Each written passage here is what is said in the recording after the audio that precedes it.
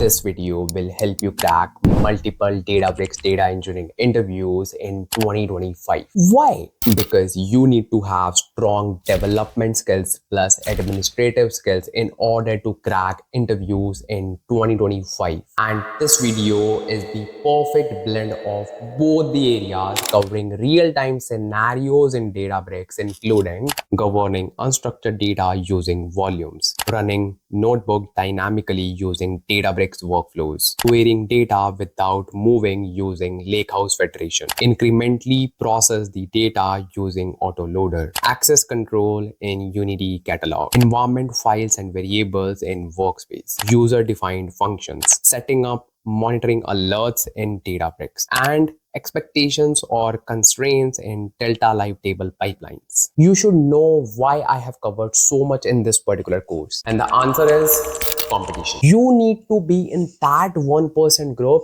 in order to crack the Databricks data engineering interviews. I know you can do it. So without wasting any time, let's get started with this amazing Databricks real-time scenarios video and let's go. What's up, my data fam? Happy Sunday. And again, Ansh Lamba is back with another masterpiece. Really? Why should we trust you? Basically, let me just tell you why this is a masterpiece and trust me, and just be with me for like just one more minute and you will know the reason. Databricks real-time scenarios. In this particular video, you will find those things which are very hard to cover in the tutorials, which are very hard to just cover in the, you can say, boot camps, in which you just start from, let's say, very zero. These things are a little bit different, or you can say difficult to cover in the projects as well. Why?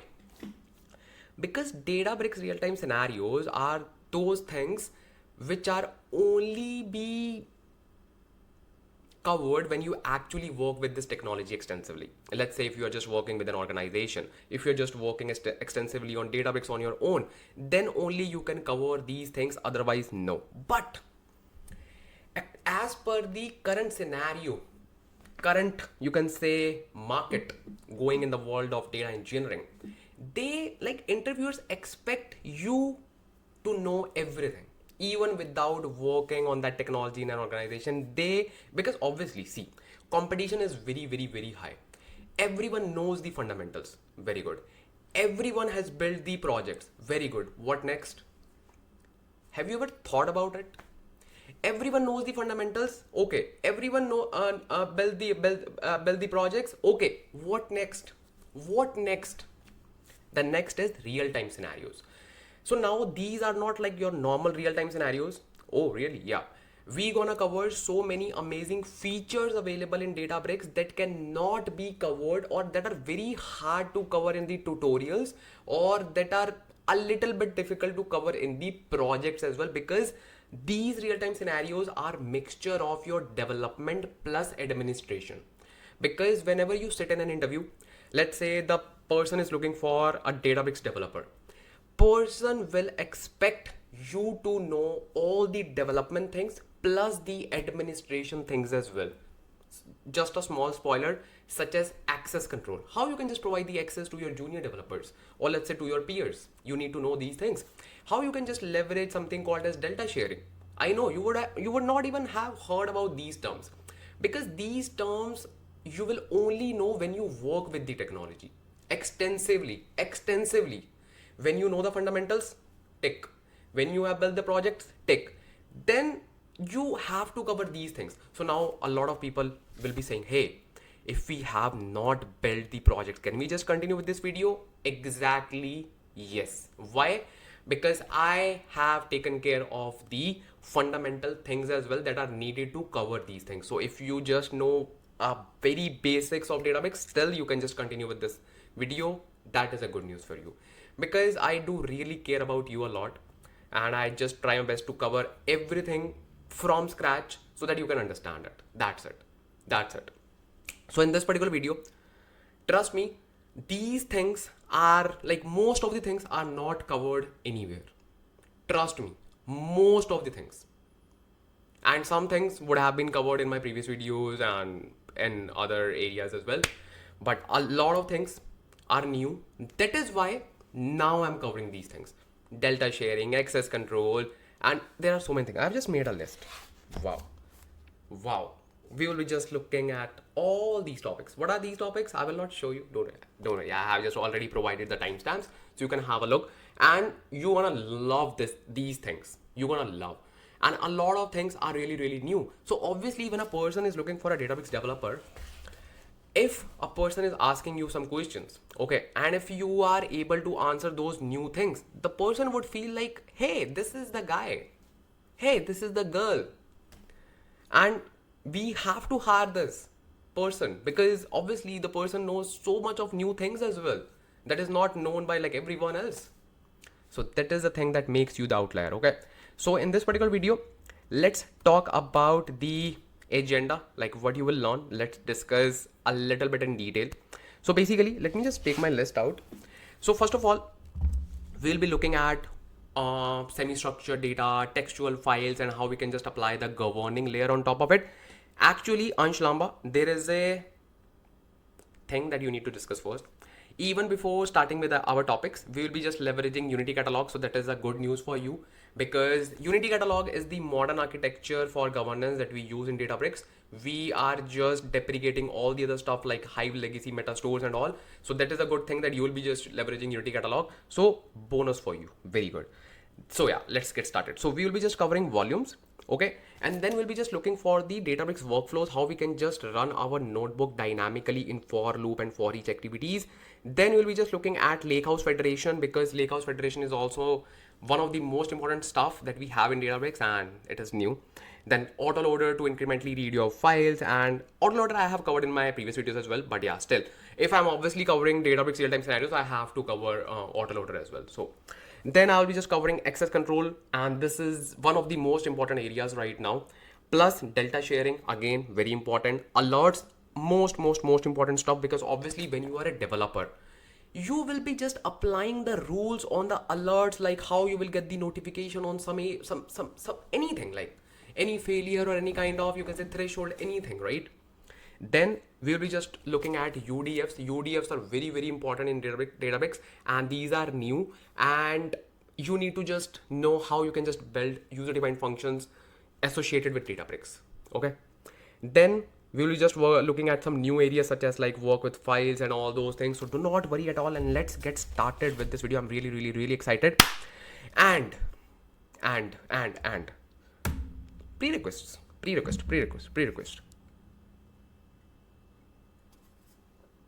So for prerequisite, I would say a little bit of understanding of Databricks should be fine.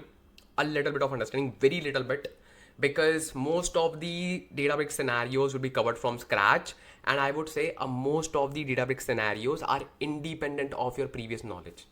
Exactly. Such as access control. Access control is something like which is very important, and for access control you do not need to know anything in Databricks. Why? Because this is totally a different topic. This is related to your administrative tasks, right? Similar to delta sharing, similar to, you can say, user defined functions, because user defined functions are something that you have already built in your Python language, in your SQL language. You just need to learn how you can develop user defined functions in Databricks using Unity Catalog. So most of the things here are independent. So the good news is, even if you do not have much experience, much knowledge in Databricks, you can still continue with this video. That is the best thing. And if you are already a pro of Databricks, still bro, this video is for you. Why? Because there are so many things which are independent of your pro skills. Okay.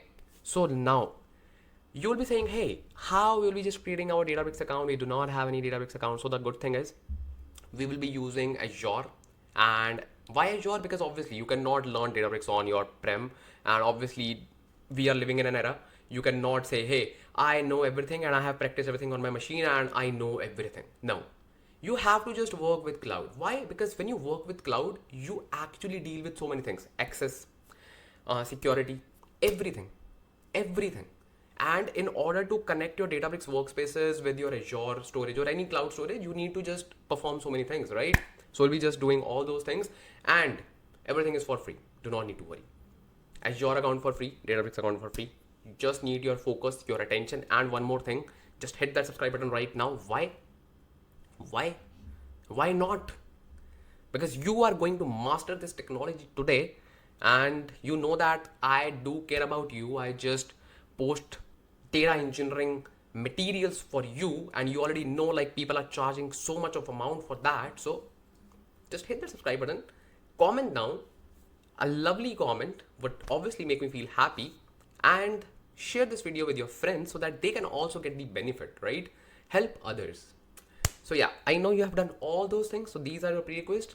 And now let's get started with our video. And first of all, we'll be just creating our Azure account and all the other resources, all the other Databricks resources. And let's get started with our scenarios. Okay. In order to create a free Azure account, by the way, I have just talked about this like in my previous videos as well, but still, if this is your first video, then you should just see like how you can just create your Azure free account. By the way, Azure is giving like 200 free US dollars that you can just use in first 30 days to create your resources, and you should just take the benefit of this opportunity to learn Azure. So simply go to Google and search Azure free account. Okay, search it and go to your first link, and you will land on this page. Here it will ask you try Azure for free or pay as you go. Basically, pay as you go is your paid version of Azure, in which you will only be charged for the resources which you will be using. Okay, and I would recommend you to just start with try Azure for free. If you want to just learn more and more things after 30 days, you can just switch to pay as you go. It's your personal choice. So for now, for this video, this free account should be fine. Click on this try Azure for free, and then it will simply ask you to provide the email ID. That's it. If you do not have any Microsoft email ID, simply click on create one and create your Outlook account or any account and simply put it here. That's not a big deal, right? And if you already have one, simply put it here. Once you do that, you will land on a page, and there it will ask you to just click on the sign up button. And just to tell you, when you click on this, it will ask you to provide your card details, and do not need to worry. It will not deduct any money. It will simply ask you for the confirmation, because as I just mentioned, Azure provides you 200 USDs to spend on the Azure resources so that you can learn Azure just for the educational purpose. So they just want to confirm, okay, this is the right person to whom we are giving the money. Do not worry about that. So simply submit all the details, and after 30 days, it will simply nullify your services. If you want to continue with that, you can simply go with that. It's your personal choice. Okay, sir. Okay, ma'am. So once you do that, then you can simply go on Azure portal. And how you can just go on Azure portal, let me just tell you. You can simply go to Google and search portal.azure.com. So basically this is the endpoint. This is the endpoint for our portal account, and once you enter this, hit enter, and it will simply ask you to provide your email ID, and you can simply provide your email ID, and you will then actually land on the Azure portal. So I have just put my credentials here, and I have successfully landed on my Azure portal. And don't worry, in your scenario it should be different, because these are already the resources that I have used, so you do not need to worry about this. You can just see a different overview, but this UI should be the same. Okay, and let me just give you a quick overview. By the way, this is not an Azure masterclass. This is more focused on Databricks, but still, like, you just need to know some things. So this is just a ribbon that we use on a daily basis. I don't use much, but people use it. Basically, these are some of the resources that are listed here, which people use on a daily basis.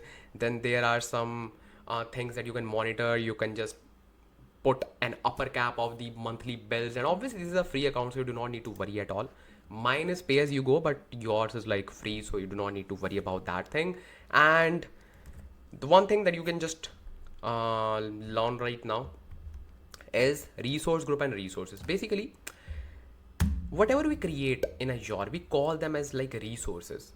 Azure Data Factory, Azure Databricks, Data Lake, all these are resources. So if you just want to, let's say, create Azure Databricks, so you will be creating a resource, and let's say this is your Databricks workspace.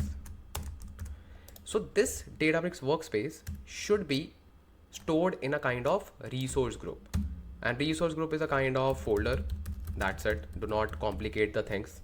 So resource group is just a kind of folder that holds and stores your resources. That's it.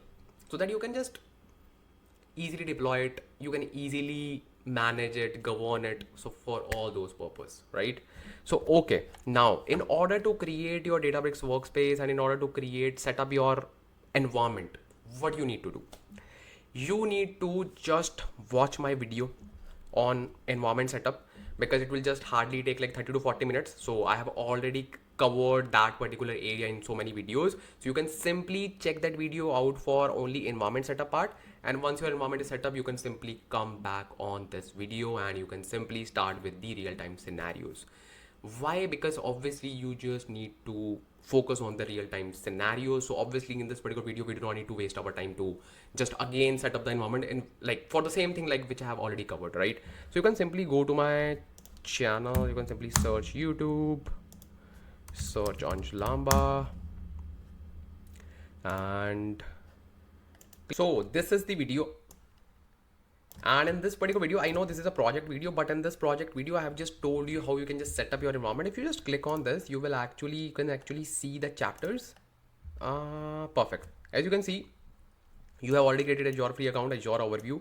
So from here, you can simply watch these 3 chapters, which is saying like Azure resources, Databricks overview, Databricks Unity catalog. So basically this will just tell you how you can just set up your session, and just watch like these 3 to 4 chapters, and here you will actually know how to set up the Databricks account, Databricks workspace with Unity catalog. So you can easily work with all those things like data lake, how to set up the environment, and these are very easy and this will hardly take like 30 minutes, trust me. And while establishing the environment, you will learn a lot of things as well. So that is a kind of bonus thing that is for you, because I want to cover this video with respect to Unity catalog, because without Unity catalog, it doesn't make any sense to learn Databricks in 2025. So that is why. So just cover quickly go to this video and quickly cover all these chapters, and let's get started with our video. Okay. So here I have already created the resource group, which is this one. And here you will see all the 3 resources that I have created in my that video. So I'll be just leveraging this particular resource group for this video as well. Make sense? Very good. So now, where is our data? Because obviously in order to work with data, we need to see the data, right? Data is in my repository. I'll simply go to my GitHub, and this is the repository. And these are the files that you can just download from here. Megamart, raw data first, raw data second, all these files. You can simply download it. And let's go inside our data lake and click on data storage containers. And then let's create a new container. Okay, so these are basically my old containers that I have. So let's create a new container. I will simply say Databricks real time. Okay, Databricks RT. Databricks RT. RT means real time.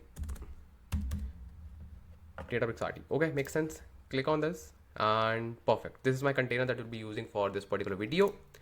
Click on this and let's create a directory, and we'll simply say source. Perfect.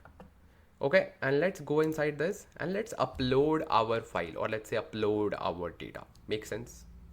Makes sense. Smart.csv, that is my CSV file. So I will simply click on upload, and you can also download it and upload it. Perfect. So now let's go to our Databricks workspace and let's get started with our session. Okay, let's see. So in order to go to your Databricks workspace, simply go to your resource group, and I will simply click on my Databricks workspace and click on launch workspace. And then it will simply use single sign-on to push me into the Databricks workspace. So basically this is your Databricks workspace, and do not need to worry at all. These are some of the recent files that it is showing. So let me just delete these. Move to trash. So basically this is your Databricks workspace, and I hope that in this particular, and in the previous video that I just mentioned, like video that I just showed you, like you can just set up your environment, I hope you would have like quick overview of the Databricks workspace as well. So I think you are sorted now. So let's quickly go to workspace and let's create a new workspace, and I will simply create a folder and I will call it as Databricks real time. Okay, perfect, perfect, perfect. And within this, we will simply create our notebook and I will name it as one real time. Okay, perfect, perfect, perfect, perfect. So this is our notebook. And obviously, if you are familiar with Databricks, or let's say if you're familiar with Jupyter notebooks, this is like obviously exactly same. Not exactly, like almost same. The first thing that we need to do, what is the first thing? First thing is we need to attach our Databricks workspace to a cluster. So for now, we will be leveraging something called as serverless compute. We will not be creating job compute or all-purpose compute. Why? Because serverless compute is a new addition in the world of Databricks in which we do not need to worry about scaling. We will be automatically scaling up our cluster using serverless. So it will simply scale up if we need more resources. It will automatically scale down if we do not need more resources. So this is the best thing. Plus, if you are learning, you do not want to just spend your time in just spinning up the cluster.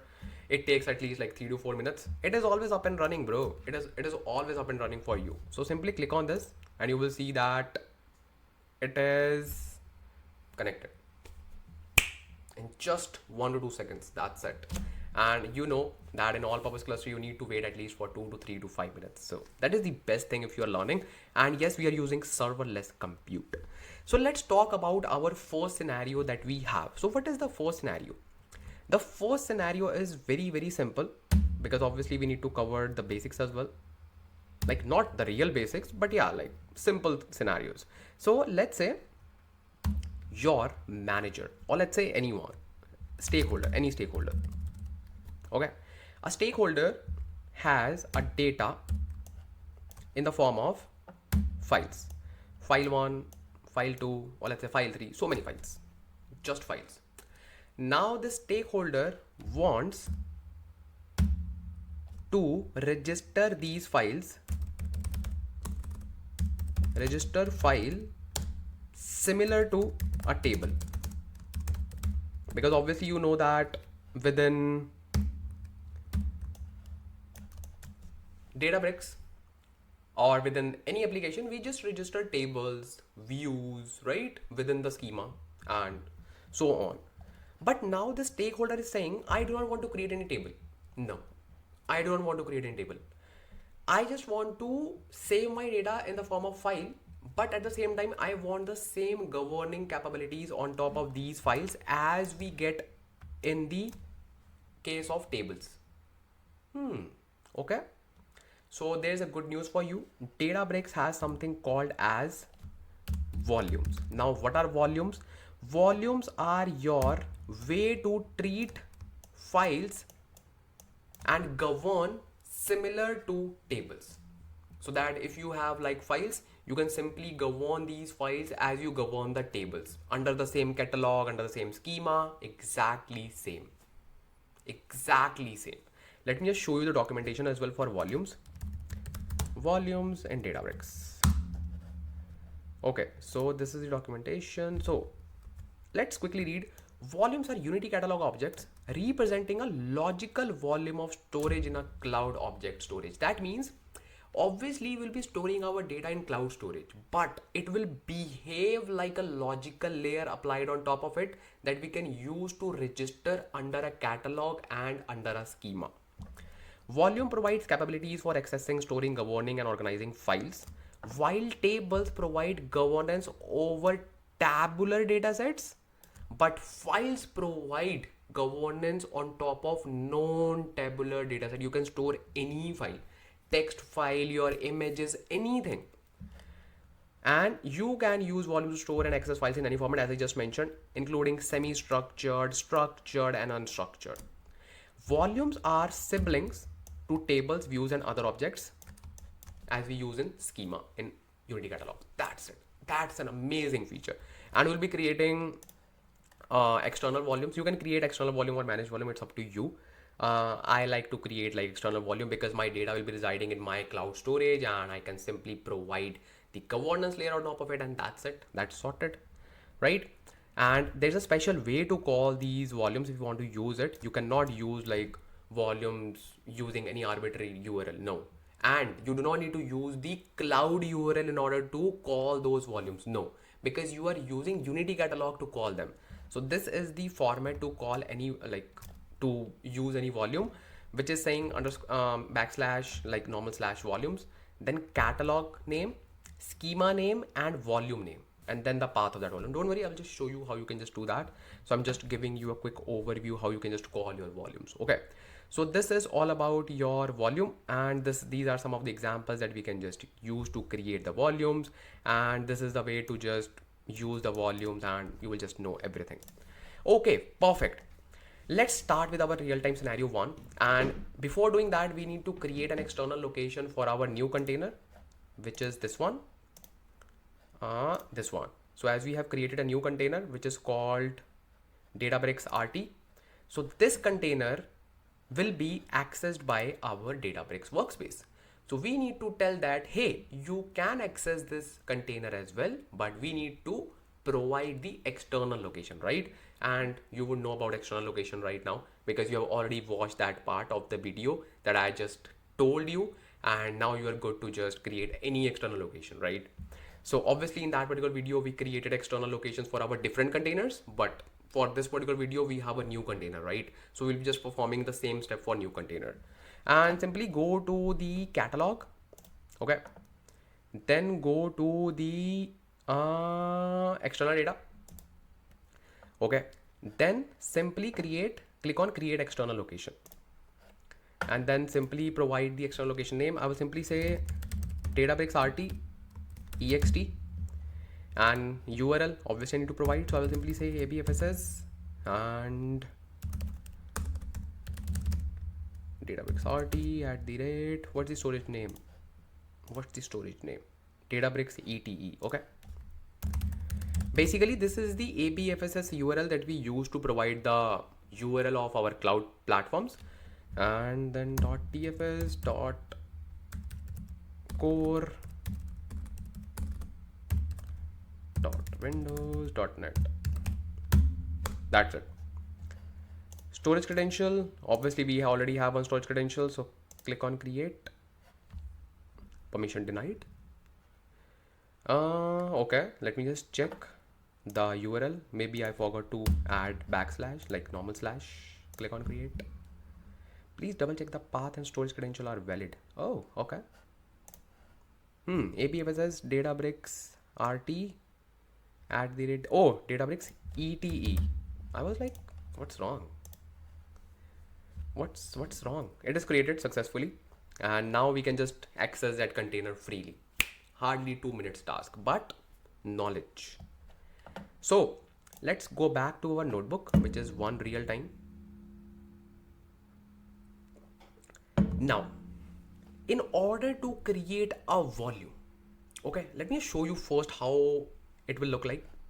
Simply collapse this area and click on this catalog, and here you will see that I have so many catalogs, right?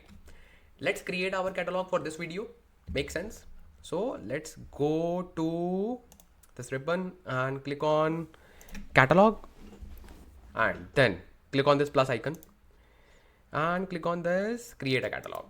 Okay, and again, you know how to create a catalog because you have watched that video. I am repeating many times because I want you to just get started, do not feel stuck. So this catalog will be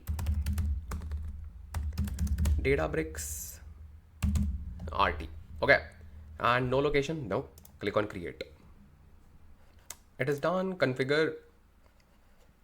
Don't worry, we will be just talking about access control in detail. So for now, it is saying all workspaces, grant, everything. Do not worry. You will just learn access control in detail.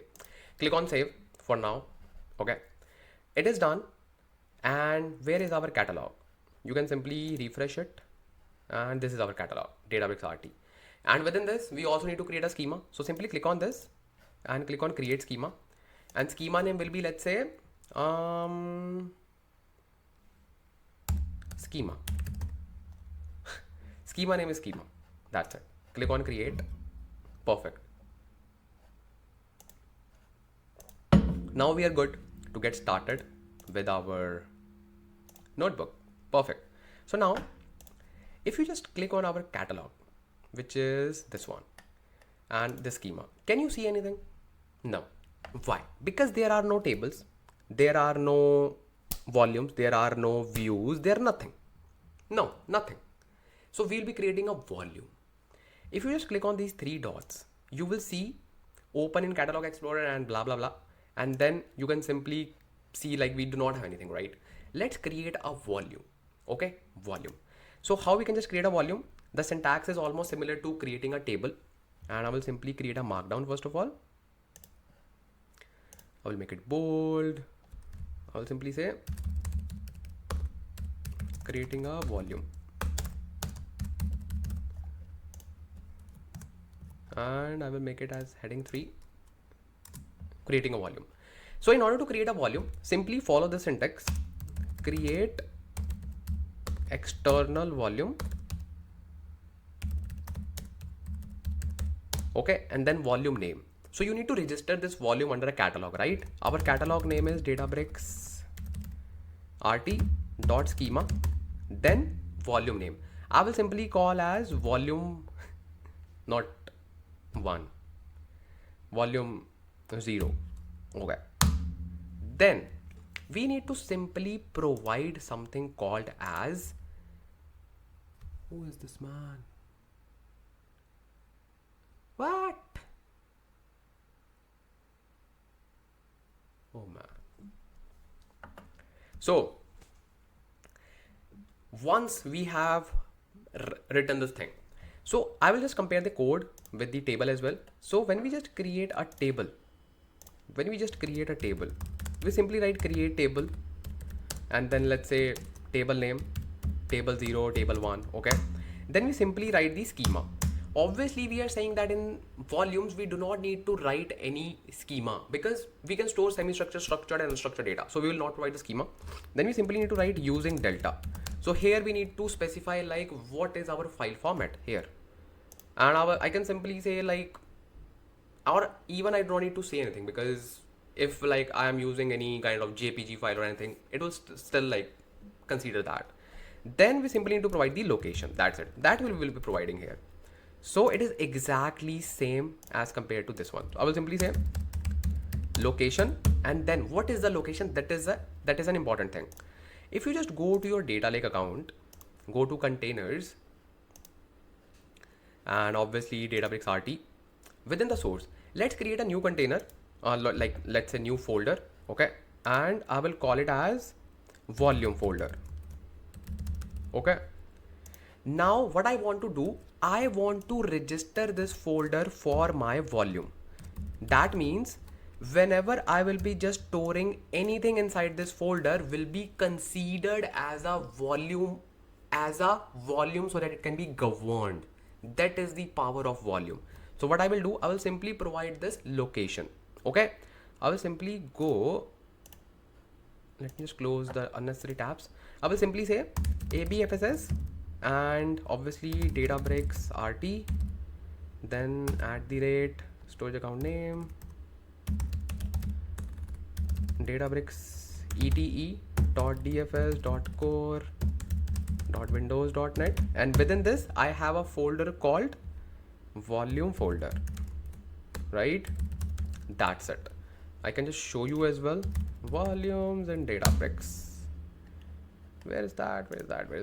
So let's go to like pick any syntax because all are similar. So in this they are just creating managed volume, but we are just creating external volume, so that's fine. And if they have an example for external volume, it should be fine. Even if they don't have, like, we are still good, we do not need to worry.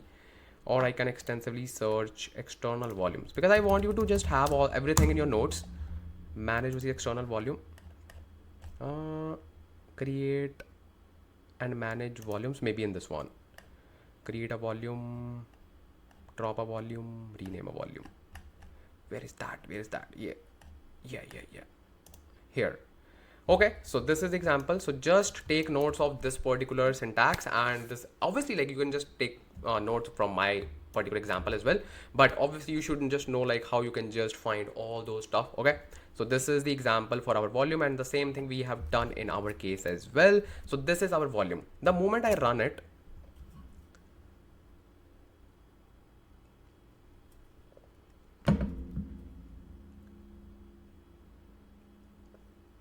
It will take few seconds. Why? Because this is the first cell, and whenever Databricks runs the first cell, it warms up the machines and then it just runs the thing. That's the thing. So this is our volume name, remember, because it will appear here. Oh, external location does not exist. Really? Because we have just provided the wrong location. Maybe the folder name is wrong. No, it is fine. Okay. ABFS says Databricks RT. Okay. Databricks ETE. What is the name of storage account? Databricks ETE. That is also fine. Okay. .dfs.co, .windows.net folder. External location does not exist. Parent external location for path does not exist.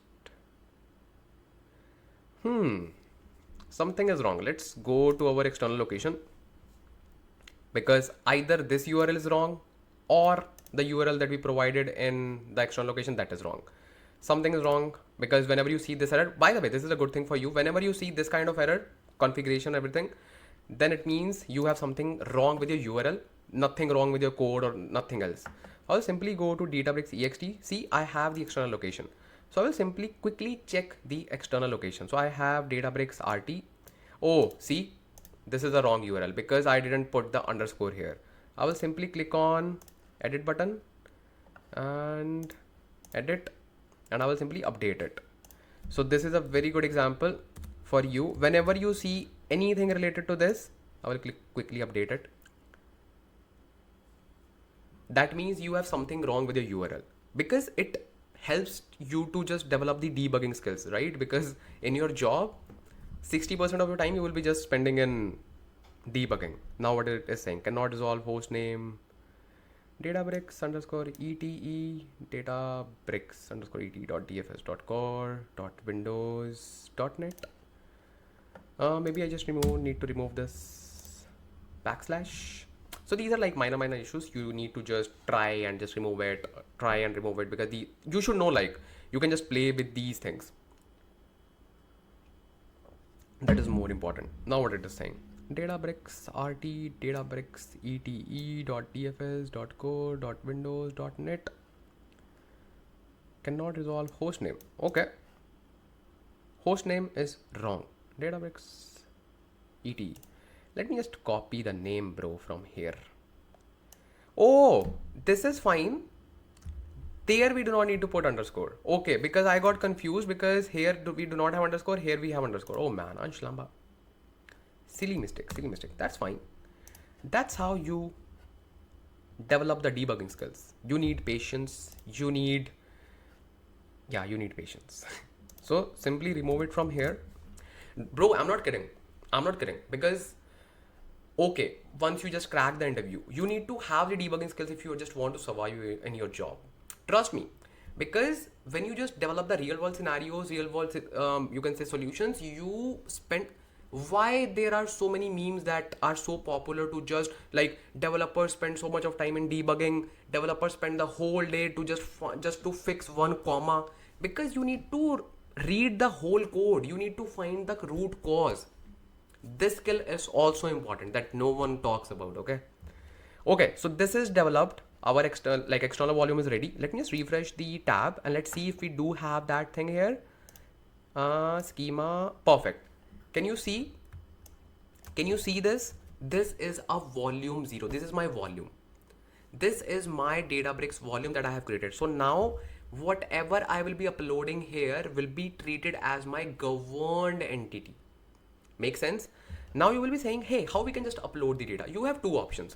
Either you can simply click on this and simply say add, create directory or upload to volume. You can simply do it from here as well, or you can go to your Azure account that I prefer. I simply go to my Databricks account because I prefer creating external volumes. If you have managed volumes, then obviously you cannot go to Azure account. You have to upload data from here. So it's up to you. So you will be saying, hey, if we do not have external volume, if we just have managed volume, how we can just upload the data? Because obviously behind the scenes, it will upload the data in Azure repository, obviously, because Databricks is not a storage solution. but it will upload the data in the meta store location, not your regular containers. Okay. So I will simply go to my Databricks RT. Within this, now it's up to me. I can even create multiple hierarchical folders, or I can directly upload the file. It's up to me. It's up to me. So I will simply quickly upload the file. Let's say I want to upload the file. So I have uploaded this file, megamart.csv. Okay, I will simply say upload, and this is my file. This is my file. I have directly uploaded the file. How I can just use it now? I will simply say select asterisk from csv dot backticks. Now how we can just use backticks? Basically, backticks is just a button above to your tab button on your keyboard. Okay, so now I will simply say csv dot volumes, then my catalog name, which is this one, and then obviously schema name, and then volume name. Then I need to define the path. Now what is the path? I just have one file directly here. We do not have any hierarchical folders. I will simply write megamart.csv. Simply run this, and it should just return the data. Now unsupported data source type for direct query on files CSV. One more error. Basically that's not error. Oh yeah, see, Databricks also suggested me. So by the way, this is not a good suggestion. Bro, you are wrong. That is not the issue. Issue is we forgot to add slash here, bro. So simply do not trust the recommendation that is provided by Databricks. By the way, we can actually see the data is this one, and we can see our data sitting in our volume folder, and we can actually access it using this particular format.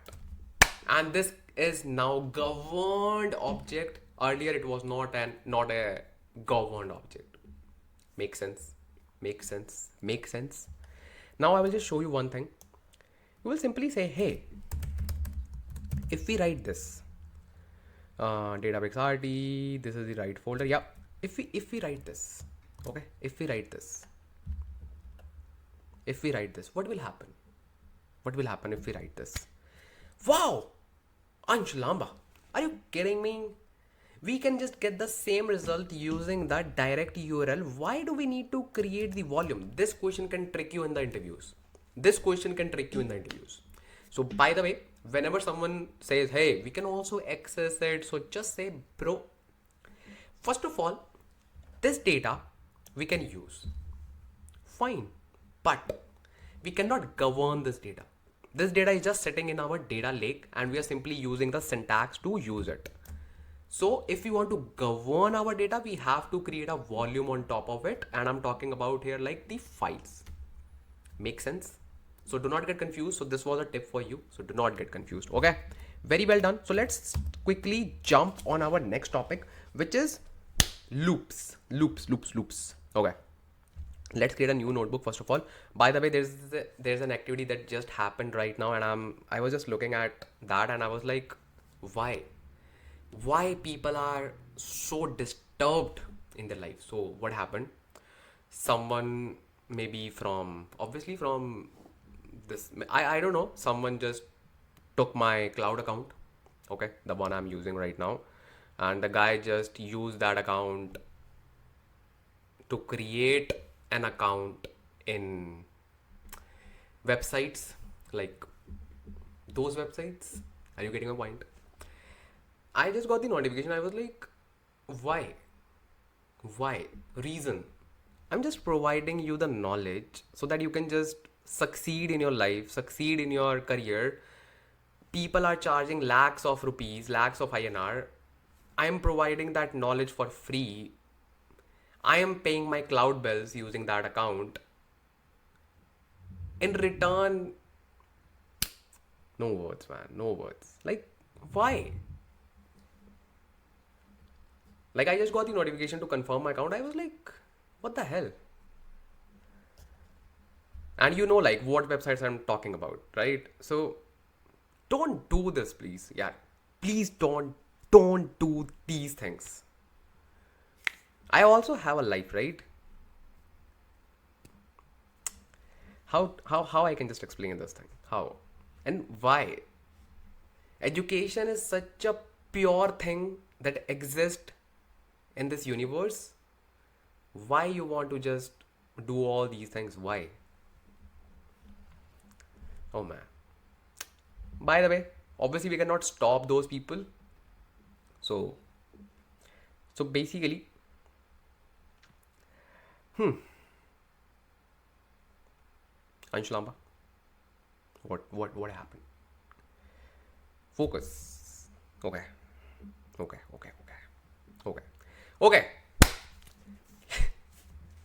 Forget about it. Basically, let's talk about our second notebook. Okay. So I will simply go to my workspace. Yeah. Let's create a new notebook and I will simply call it as second and real time. That's why I ask you to just support this channel. That's why I ask you to just drop like lovely comments. So obviously I would feel happy. I know like you already respect me a lot. I know that. But sometimes I'm also human. I also need to see that love, right? So that's all. That's why I just ask you that thing. Okay. By the way, I know you love me a lot. And let's talk about our second scenario. So this second scenario is very important. And why it is very important? Because when you just work as a data engineer, you need to perform things dynamically, not statically, dynamically. Are you getting my point? Dynamically. Okay. What does it mean like dynamically and this volley? So basically, so the thing is, when you are just developing a POC is like proof of concept project.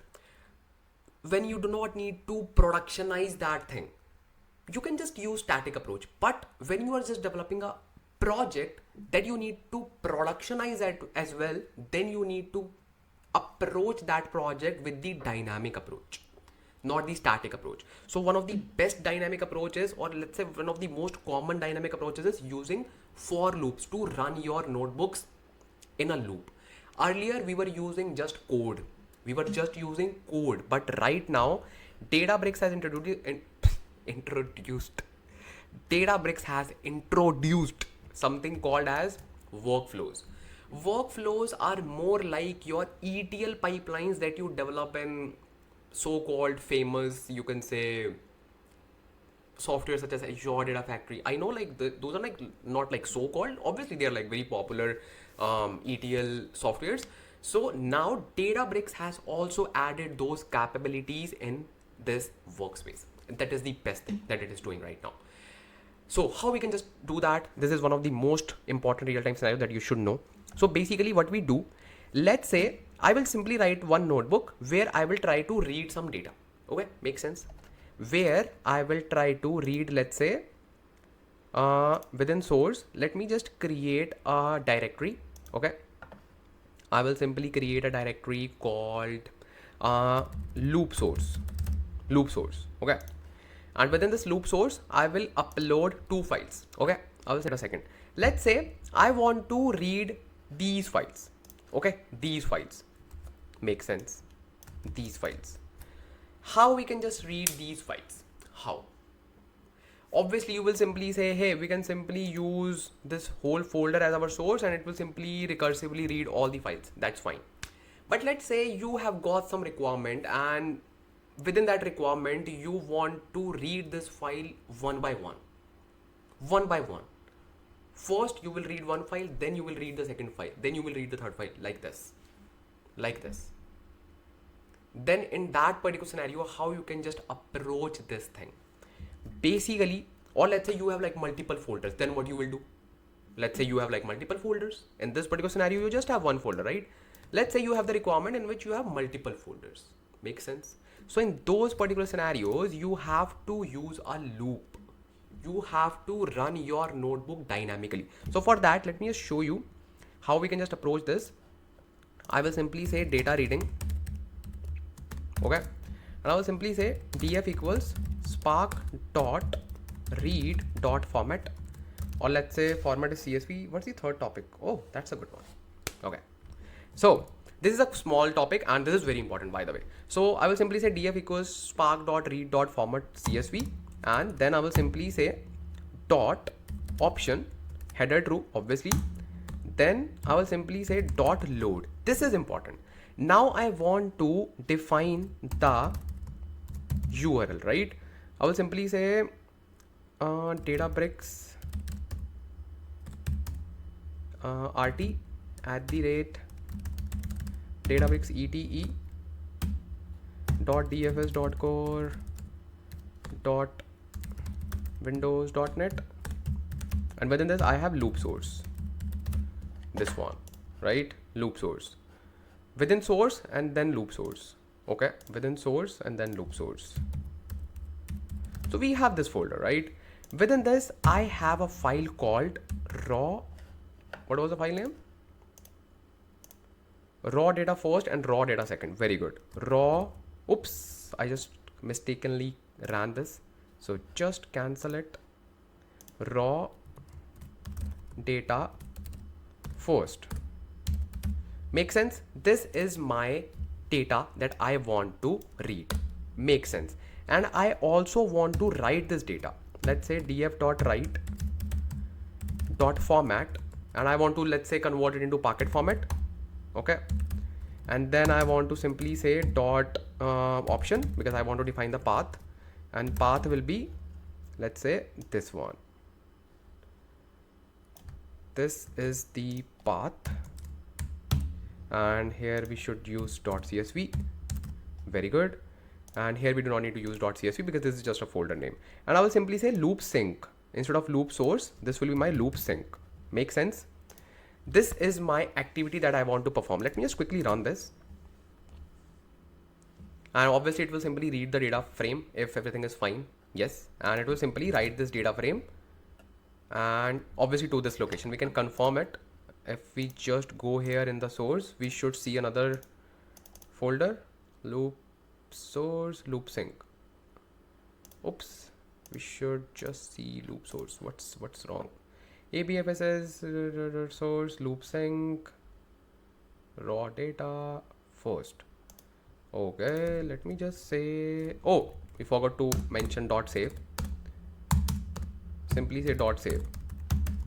Okay, we can simply run this and it will create a folder for us, and now it is running. And let me just see, refresh it, and this we have this folder, right? Very good. And within this we have raw data first. Very good, very good. Let me just delete this. Why?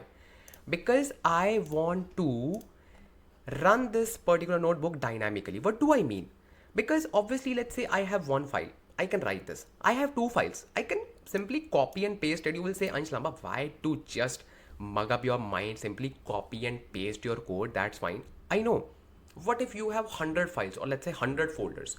Then you need to create parameters, and in order to create the parameters, you will simply write dbutils.widgets.text, and I will simply name it as, let's say, file, or let's say file name, and file name default value will be this one. Simply run this and you will see one parameter box appeared here. What I will do, I know that raw data first and raw data second, like here obviously it is first, but if I just want to load second, I will be simply replacing this particular value. That's it. So what I will do, I will simply get the value of this particular text. How? I will say file variable equals dbutils.widgets.get. This time I will be using get because I want to get the value, and this is my file variable that I'll be using. Okay, so currently I do not have any value. Let's say I provide the file name as first. Make sense? So what it will do, it will simply refresh this box and it will provide this variable with the value called first, and this value will be going here. We will simply store the variable here. Instead of hard coding it, I will simply say file variable. Perfect. And obviously this is the f string. I will simply add f here. Perfect.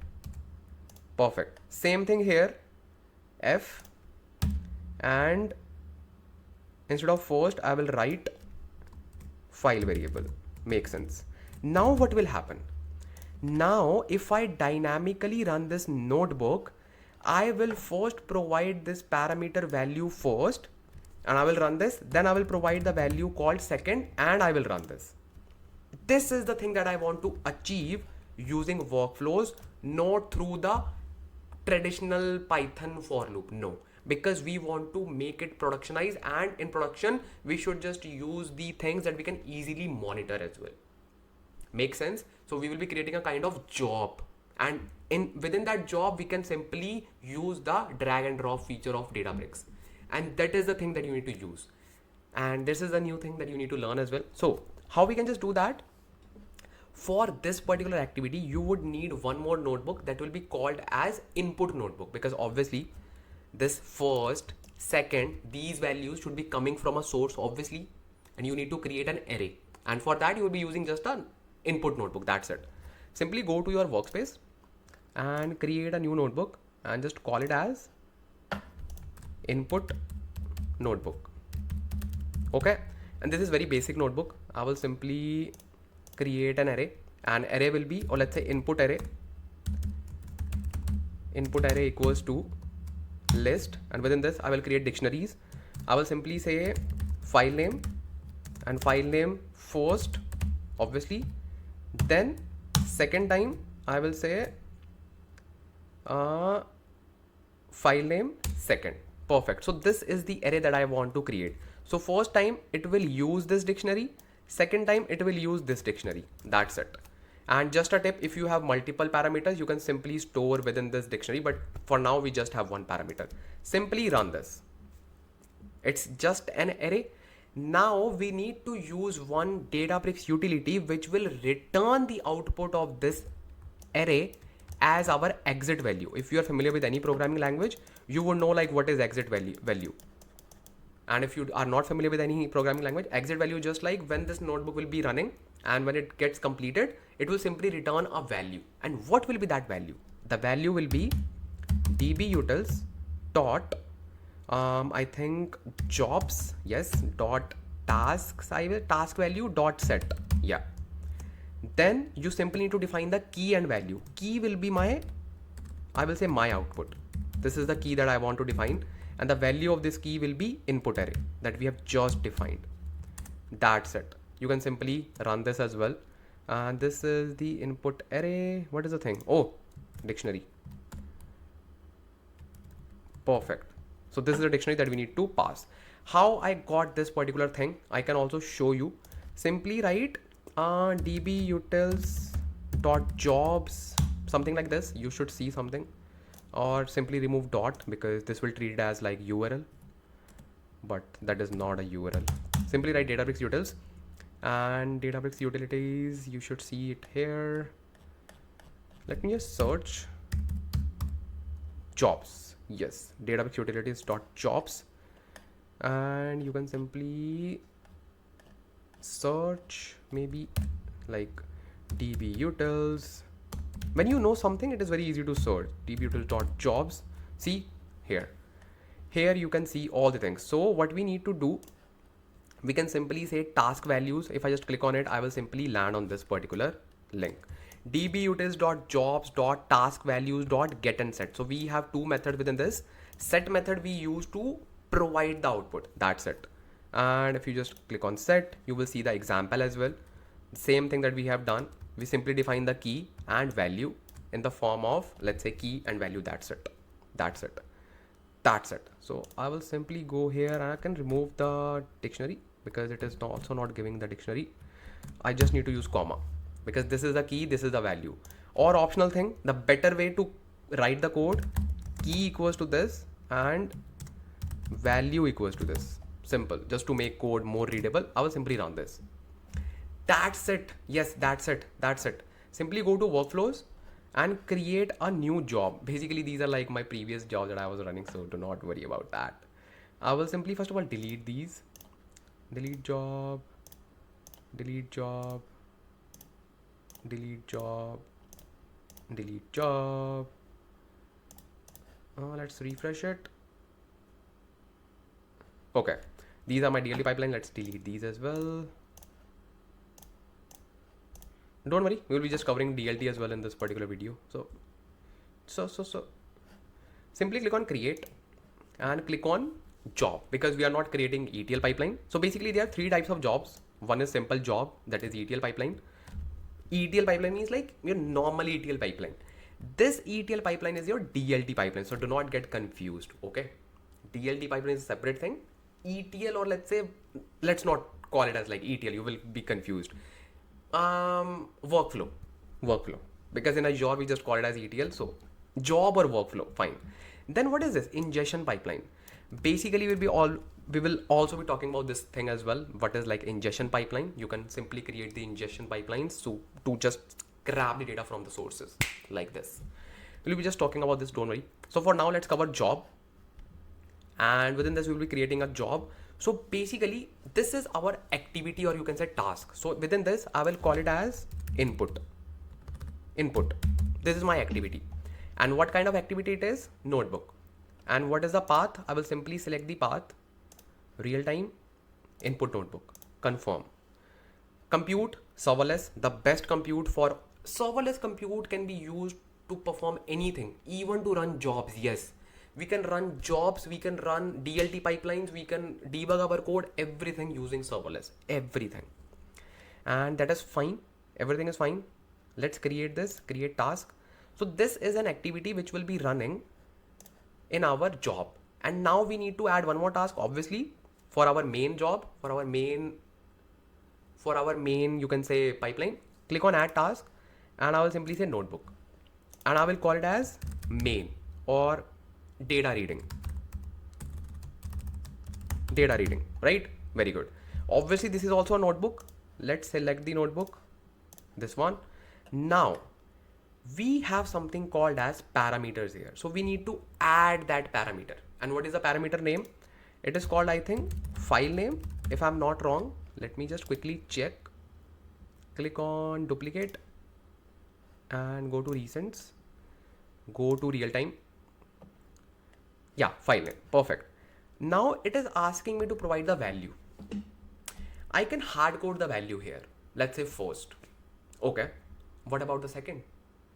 What about the third? If we have more, what about the 100? So we cannot hard code it. We will dynamically pass it. How? Let me just show you. Leave it. Simply click on create task. Yeah, leave it. Once the task is ready, click on this fit to viewport so that you can see all the activities.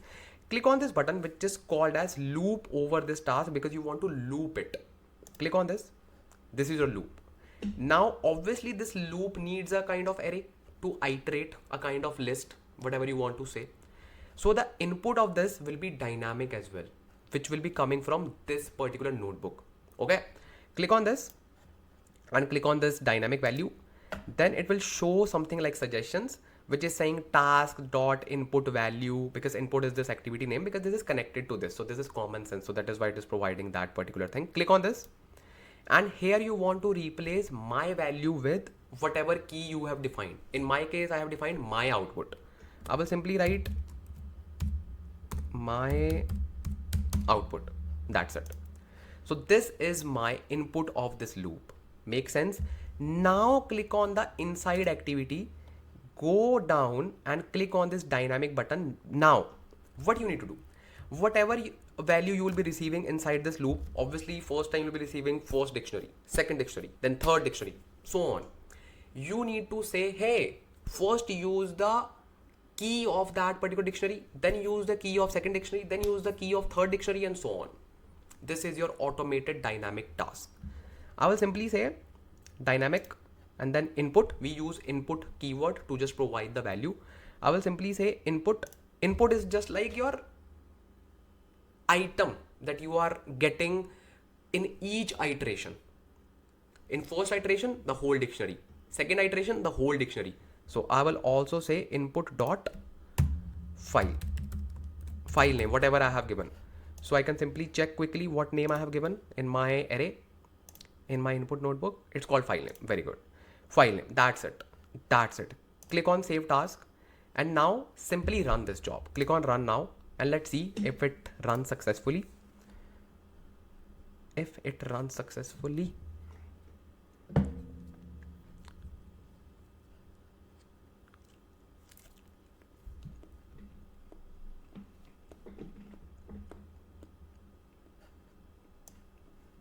Now this is running input notebook, and then this will be running.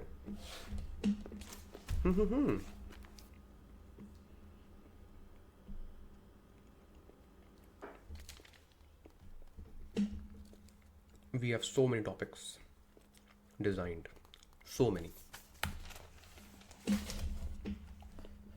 This is completed in 39 seconds. So now this input will go to this particular loop, and this loop will process the notebook one by one.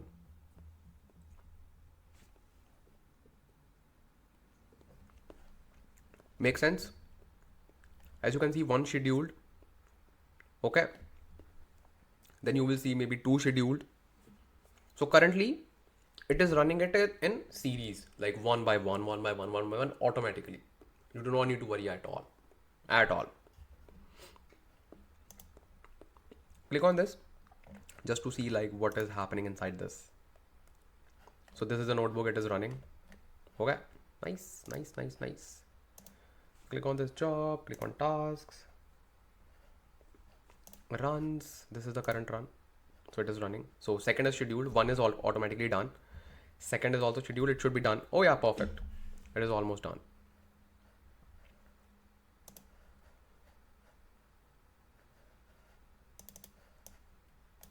Let's zoom it a little bit. Little bit. So, come on, baby. Quick. See.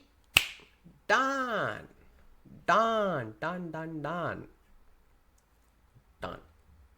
So, you want to test it? Let's go to our Azure. Let's refresh it. Perfect. Loop sync. Perfect. Both the folders automatically, and obviously within this we should see Parquet files. Perfect. This is a Parquet file. Let me expand it. See, .parquet. Very good. So this is your dynamic way of running your notebooks, and I hope that you have understood the concept. Now you can just build your dynamic pipelines very easily, and you do not need to worry at all. Now, let's talk about something very special. Let me just close all the tabs because we're gonna discuss very important thing.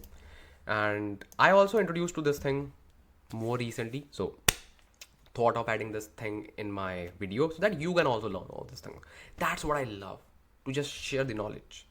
Basically, this is our third scenario. Okay, scenario number 3.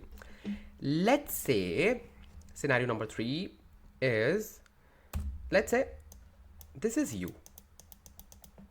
Okay. This is you. Okay. Okay, makes sense. Okay, let's create a girl as well.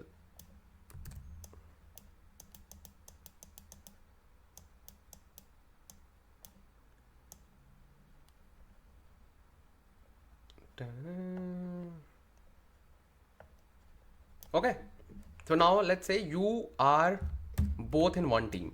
You both are data engineers. By the way, see, they are looking at each other, right? Yeah.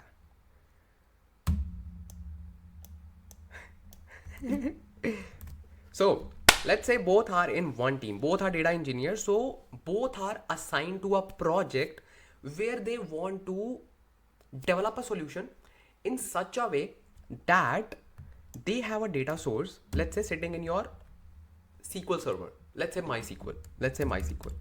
Makes sense. On-prem database. Okay, on-prem database, not even cloud, on-prem. Now they just want to develop a solution in such a way that, let's say this is your data. Okay, this is your data. This is your messy data. Okay, this is your data. They want to develop a solution in such a way that they need to bring this data.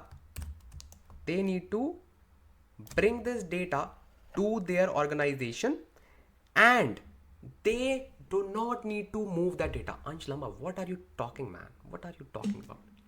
This is the thing. They need to query the data sitting outside of Databricks, sitting outside of their managed layer, sitting outside of cloud, but without moving,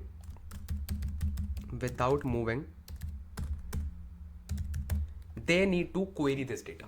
how they can just do this. How? That means data will be residing here. It will not move, but these two data engineers can query this data and then simply run their query. Tuck, tuck, tuck, tuck, tuck, tuck, tuck. How? Here we have a concept called Lakehouse Federation. What is this? Let's cover this quickly. Lakehouse Federation. Lakehouse Federation Databricks. Lakehouse Federation. This one. Manage connections. Lakehouse Federation. Perfect. Let's talk about first of all what is Lakehouse Federation. As I just mentioned, Lakehouse Federation is the query federation platform for Azure Databricks. Obviously, the term query federation describes a collection of features that enables users and system to run queries against multiple data sources without needing to migrate all data to a unified system. Without migrating it. Azure Databricks uses Unity Catalog. That's why I always say like Unity Catalog is the backbone of Databricks right now. You get so much of capabilities after adding Unity Catalog, and without Unity Catalog, no. So Azure Databricks uses Unity Catalog to manage query federation. You configure read-only connection. You cannot modify it. You just can query the data. You configure read-only connection to popular databases solutions using drivers that are included on Pro SQL warehouses, serverless SQL warehouses, Databricks runtime, everything, even on your on-prem things. Okay, why use Lakehouse Federation? That is the thing. If you are performing some ad hoc analysis, if you are performing proof of concept work, if you just want to query the data and if you just want to apply some joins and you want to see, will it work? Can we just do that? All those things. Before migrating the data, before paying for the data migration, you should simply run the queries, right? Very good. How we can just perform this? How? In order to perform this, simply go to catalog. Okay. Go to your external data. Yeah. Go to connections. So this is the area for your Lakehouse Federation. So I was just doing some play things and I was just trying to build the connection. So just ignore it. I will just tell you how you can just do that as well. Click on create connection and simply, let's say connection name, and I will simply call it as like new connection. Then connection type is, you can pick any source. We have so many SQL sources. Let's say you want to pick MySQL. Let's say you want to pick MySQL. Then you can simply add comment. If not, it's fine. Then you simply need to provide the host for your on-prem SQL server, port, which is by default 3306. In your case, it will be same. User and password for your particular on-prem SQL server, right? Simply do that and click on create connection. That's it. Just keep one thing in mind. Sometimes when we just connect on-prem SQL servers with cloud or with anything, we simply get some errors related to TCP or IP address. Basically, it is applied to protect your on-prem data. It is related to firewall. So you can disable it and you can simply search if you are seeing those errors. So that is not a problem. Once you create the connection, what it will ask you? Once you have the data, you simply need to create a catalog, new catalog. Why? Bro, just tell me one thing. You have just created the connection, and whenever we use Unity Catalog or let's say Databricks with Unity Catalog, we follow 3-level naming space: catalog, schema, and tables. Obviously, schema will be coming from there. But what about catalog? You need to register one catalog as well. Okay, that's it. Then access is fine, metadata is fine. And once you do that, everything will be done for you. You can query the tables sitting in your Databricks workspace. Query will go directly to the sources. You will not migrate any data and you will see all the data. This is Lakehouse Federation. This is a new thing and you should also play with it and you should also feel happy. Just try to play with it. This is your scenario 3 where you need to query the data sitting outside of Databricks, sitting outside of cloud. You just need to apply query without moving your data. Got it? Let's see what do we have next. Next, we have Autoloader, and I know you are really excited to learn about Autoloader because Autoloader is right now very much in demand because you need to incrementally load the data. Autoloader uses Spark streaming. I will just talk about Autoloader in detail, don't worry. But yes, Autoloader is in demand. So let's cover Autoloader next. And yes, let's cover Autoloader next. Let's cover it. So now let's talk about Autoloader, or you can say automatically incrementally read the data. So basically what Autoloader does, and what is the backbone of Autoloader, like what is the architecture of Autoloader and how does it perform, automatically process the data, incrementally read the data, everything, how does it work? So basically, let me just explain this complex concept in easy to understand way. So basically what will happen, let's say this is your Autoloader. Okay, Autoloader. Okay, let's say this is Autoloader, and you have a source here. Okay, you have a source and you have this destination. Okay, destination makes sense. Here you have your files. Okay, let's say for now you have, let's say you have two files. Okay, makes sense.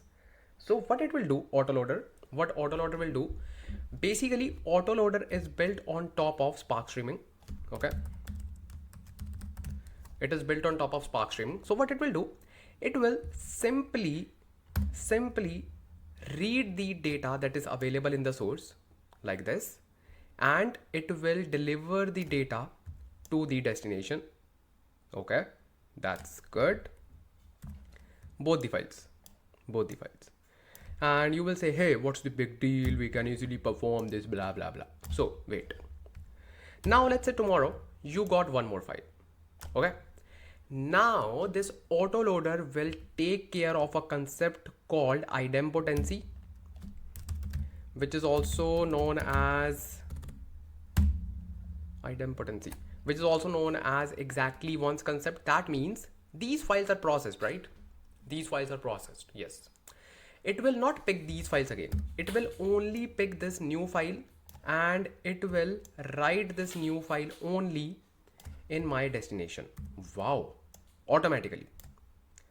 Ansh, we know that nothing happens automatically. What is the logic behind it? So let me just tell you. So this Autoloader will run Spark streaming on top of your source, right? So once it reads your source data, it will simply store that information in a location called rocksdb. This is a folder that will take care of all the metadata of the information of the files or everything. And this is a folder here that will store this information. Make sense? Very good. So now the next day, when we will be having new data, it will simply check the status of the data, or let's say your destination. It will simply say, hey, we have already processed these two files, so there is no need to process these two files again. Simply process only this file. That is the concept behind this Autoloader. That is the concept. And it will be just automatically loading the data to the destination automatically. There's one more thing, that it also manages something called as schema location. So it will store your schema of the source. So let's say in future, if your schema is changed, you can take care of that schema change as well using this particular location called schema location. And that's not a big deal to handle this, because in Autoloader we can easily take care of the schema changes as well. It's not a big deal. When we need to just tackle schema changes, we have multiple options available, such as add new columns, if we just want to add those new columns.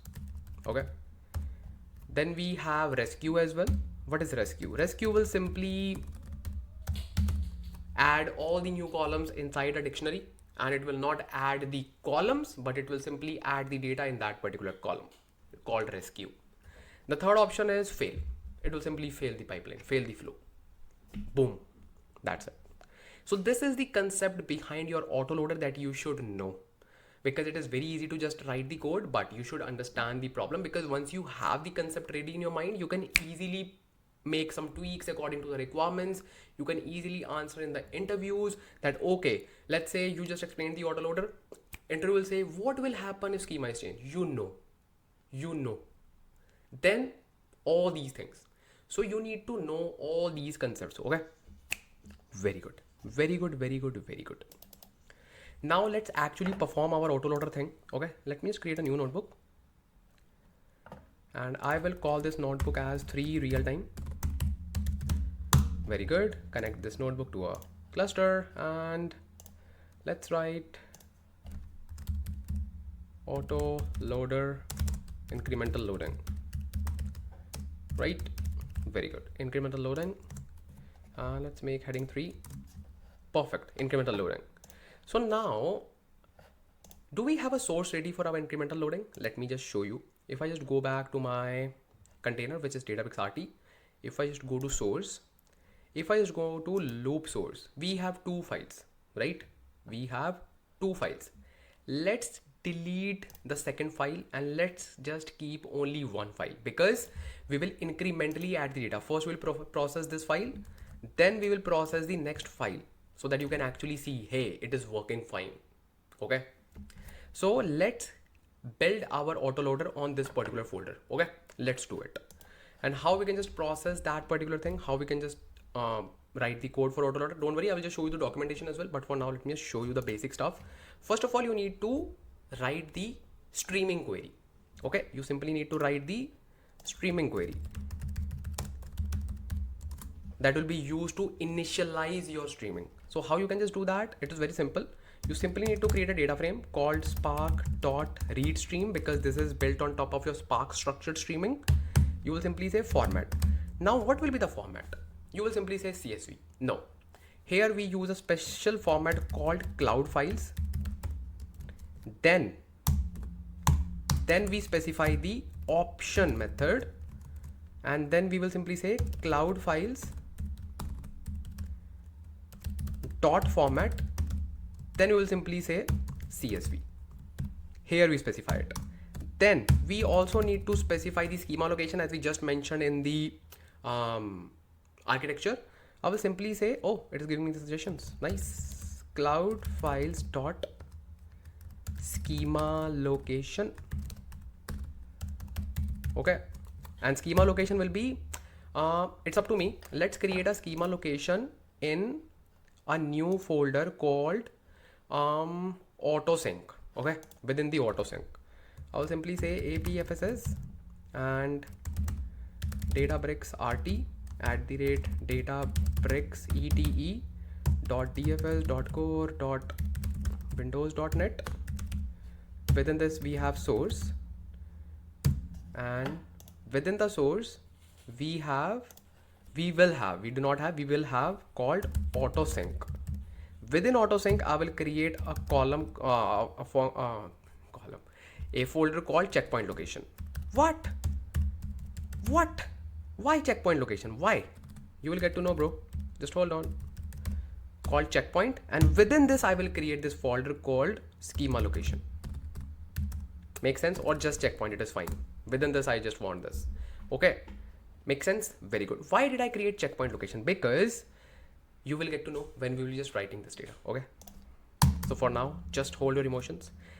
Then we simply need to say dot option, and this is the thing that we were just talking about, schema hints. What is the schema hints? Let's say you want to provide the schema to your data. So in this autoloader we have the advantage to just provide the schema to few columns. If we just want to provide schema to just 1 to 2 columns, we can do that. We do not need to explicitly provide the schema to all the columns, but we do not need to provide any schema. So I'll simply remove it, and then we will simply have, I think, just read, because we do not need to worry about anything. So I can simply say dot load as well. I will simply say dot load, and this is the data loop source. Okay, let me just run this. Did I miss anything? Cloud file format, schema location. It's fine. Let's see. So this is your streaming query, which will be used to initialize your streaming, or you can say the process to automatically process your incremental data. And this concept is called autoloader. So this is fine. So now this is created. Let's start this query, because in order to start or initialize any query, we need to just write the data, right? So we'll simply say df.writeStream.format. Now let's say I want to write my data in packet format. Let's say I want to convert my data. Very good. Then I will simply say dot mode, output mode, or even if you do not define output mode, it will simply take the append mode. That's not a big deal. So let's still like define this like output mode, and then this is the thing, checkpoint location. So now I will simply create dot option. Checkpoint location is this one. Now like what is this checkpoint location? What is this checkpoint location? So basically we need to just create the checkpoint, this particular folder, to store the state of the column of the destination. It is a kind of checkpoint location that is used to save the current state of the destination table or data or folder, anything.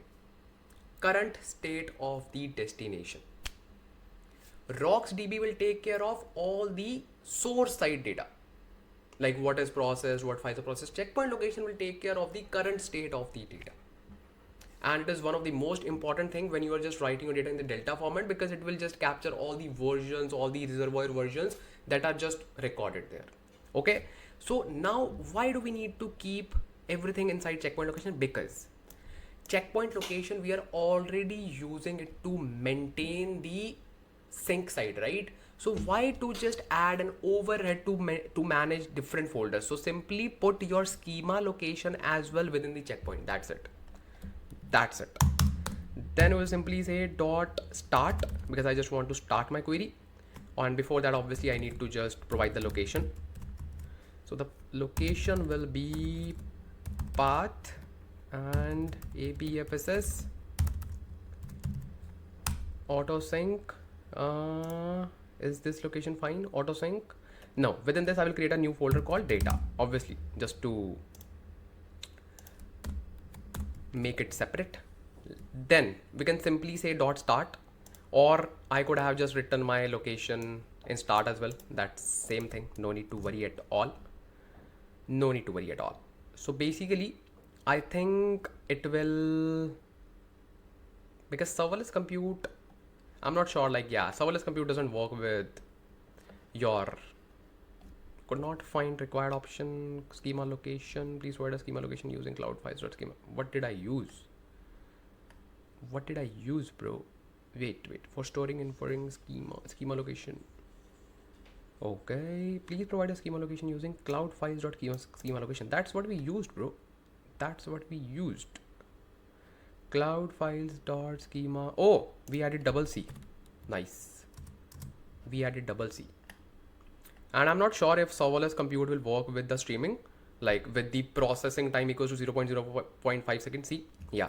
So what do we need to do? If you do not know the basics of Spark structured streaming, so basically we need to provide something called as dot trigger, and by default it takes processing time equals to like this, processing equals, let's say 5 seconds, 10 seconds. So by default it takes 0.5 milliseconds. So we are using processing, right? But with serverless compute we have to use a special kind of trigger which is called once equals true. What it will do? What it will do? Basically it will automatically stop once our data is loaded or once our data is reached to its destination. That's it. So it will, let me just remove unnecessary spaces. Oh man, let me just remove it and rewrite it. Dot trigger. Let me just remove the spaces. Yep, perfect. So now this trigger will only be processing the data once and it will automatically stop. This is a very good practice if you do not want to keep your cluster running. Okay, so we will simply run this thing and then we can simply add another file and we can rerun this thing, like this streaming query. I will simply execute it and it should work now because we have just added special trigger which is once equals to true. So you can see streaming initialization. It has initialized the streaming query. Very good. And it has automatically stopped. See the gray option, and this is the chart. And obviously if you're just continuously running it, and I will not recommend you to just continuously running your clusters are really expensive and it's not a good practice. So if you're learning, just use trigger once equals to true. Let's see the results.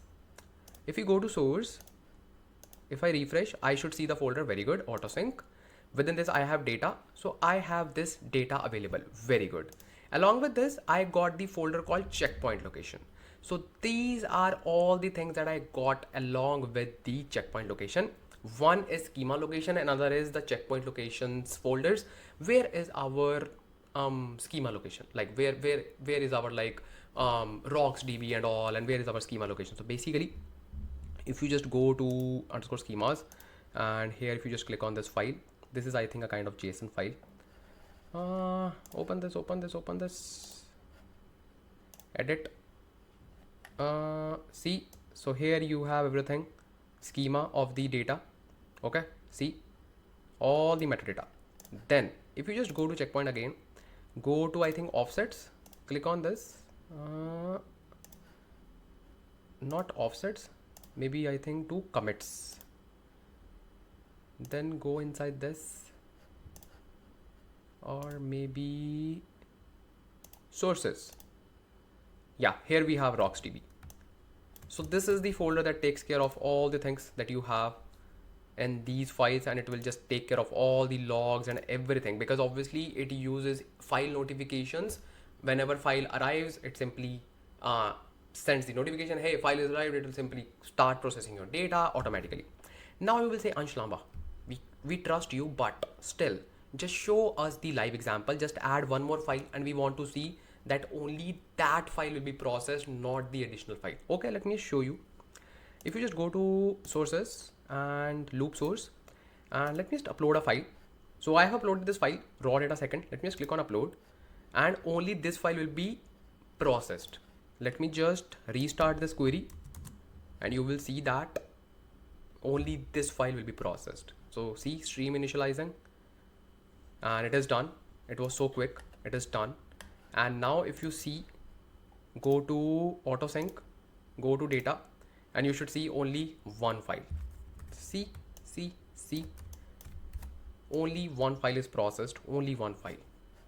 And this is the proof that only the second data is processed, because the size of the first data was 8 KB. If it would have processed both the files, then use your common sense, the size would be more than 8, right? But it is 5 KB. That means the second file is smaller than the first file. So it processed just only one file, only and only one file, incremental data automatically. Got it. Very good. So this was all about your autoloader, how you can just incrementally load the data, how you can just incrementally process the data without worrying much about your writing, watermarkings, and all those things that you do in standard Spark structured streaming approach. Very good. Now let's see, what do we have in our next scenario? What do we have? Oh, next thing is very good and worth sharing it. It's called access control, and access control is something that you have to know if you are sitting in the interviews, because this is one of those things that only administrators know. So if you know this thing, you will become an outlier, and this part of the video will be a little bit longer, but it is worth it. So now let's see how we can just deal with access control in Databricks, because there are so many layers that you need to take care of. Okay, so let me show you what's that. So in order to create something for a new user, you would have to leverage something called as access control. The scenario is very simple. But the implementation is a little complex, but I will just make it very simple. Don't worry. Let's say you are a senior data engineer, or let's say you are a data engineer, but you are placed at the higher position. Okay. So now this is you. Okay. And so she is a new data engineer. Okay. And you are a senior data engineer. Now she needs, and before that, you have this Databricks workspace. Okay. You have this Databricks workspace, and let's say you are the admin of this workspace. Make sense? Very good. So let's say you are the admin of this Databricks workspace. Very good. And she is just hired, and now you want to allow her to access this Databricks workspace And obviously not everything. That means she should not be the admin of this database workspace. She is, let's say, a data analyst. Okay, she is a data analyst, and she should have access to, maybe you can say, limited catalogs and limited schemas, and that's it. And you are the owner of the database workspace, and you already know that if I just go to catalog, we have so many catalogs, right? Obviously in your case you would have just one, but in my case I have like so many. You can also create like multiple catalogs just to make it more realistic. Okay, let's create like more catalogs and demo schemas, that's it. Then there is a new user, how we can just manage the access. So just be with me, just follow the steps and just take notes. Okay, just take notes. When I was just learning these things, I remember like I was so confused and I had to just refer my notes again and again. Then I was just able to implement this. Okay, so now it's your turn. Basically, first of all, if she is a new joinee and your organization uses Azure to manage all the users, obviously that user needs to be added in the enter ID first of all. So let's create a new user in the enter ID. Go to home and search enter ID. Click on this and go to manage users. I have so many users, you can simply create a new user. That's not a big deal. So I'll simply say her. Let's say her. Okay, and display name is also her. Okay, and let me just change the password, and you can simply pick demo password because it will simply ask you to reset the password. Okay, so I'll simply say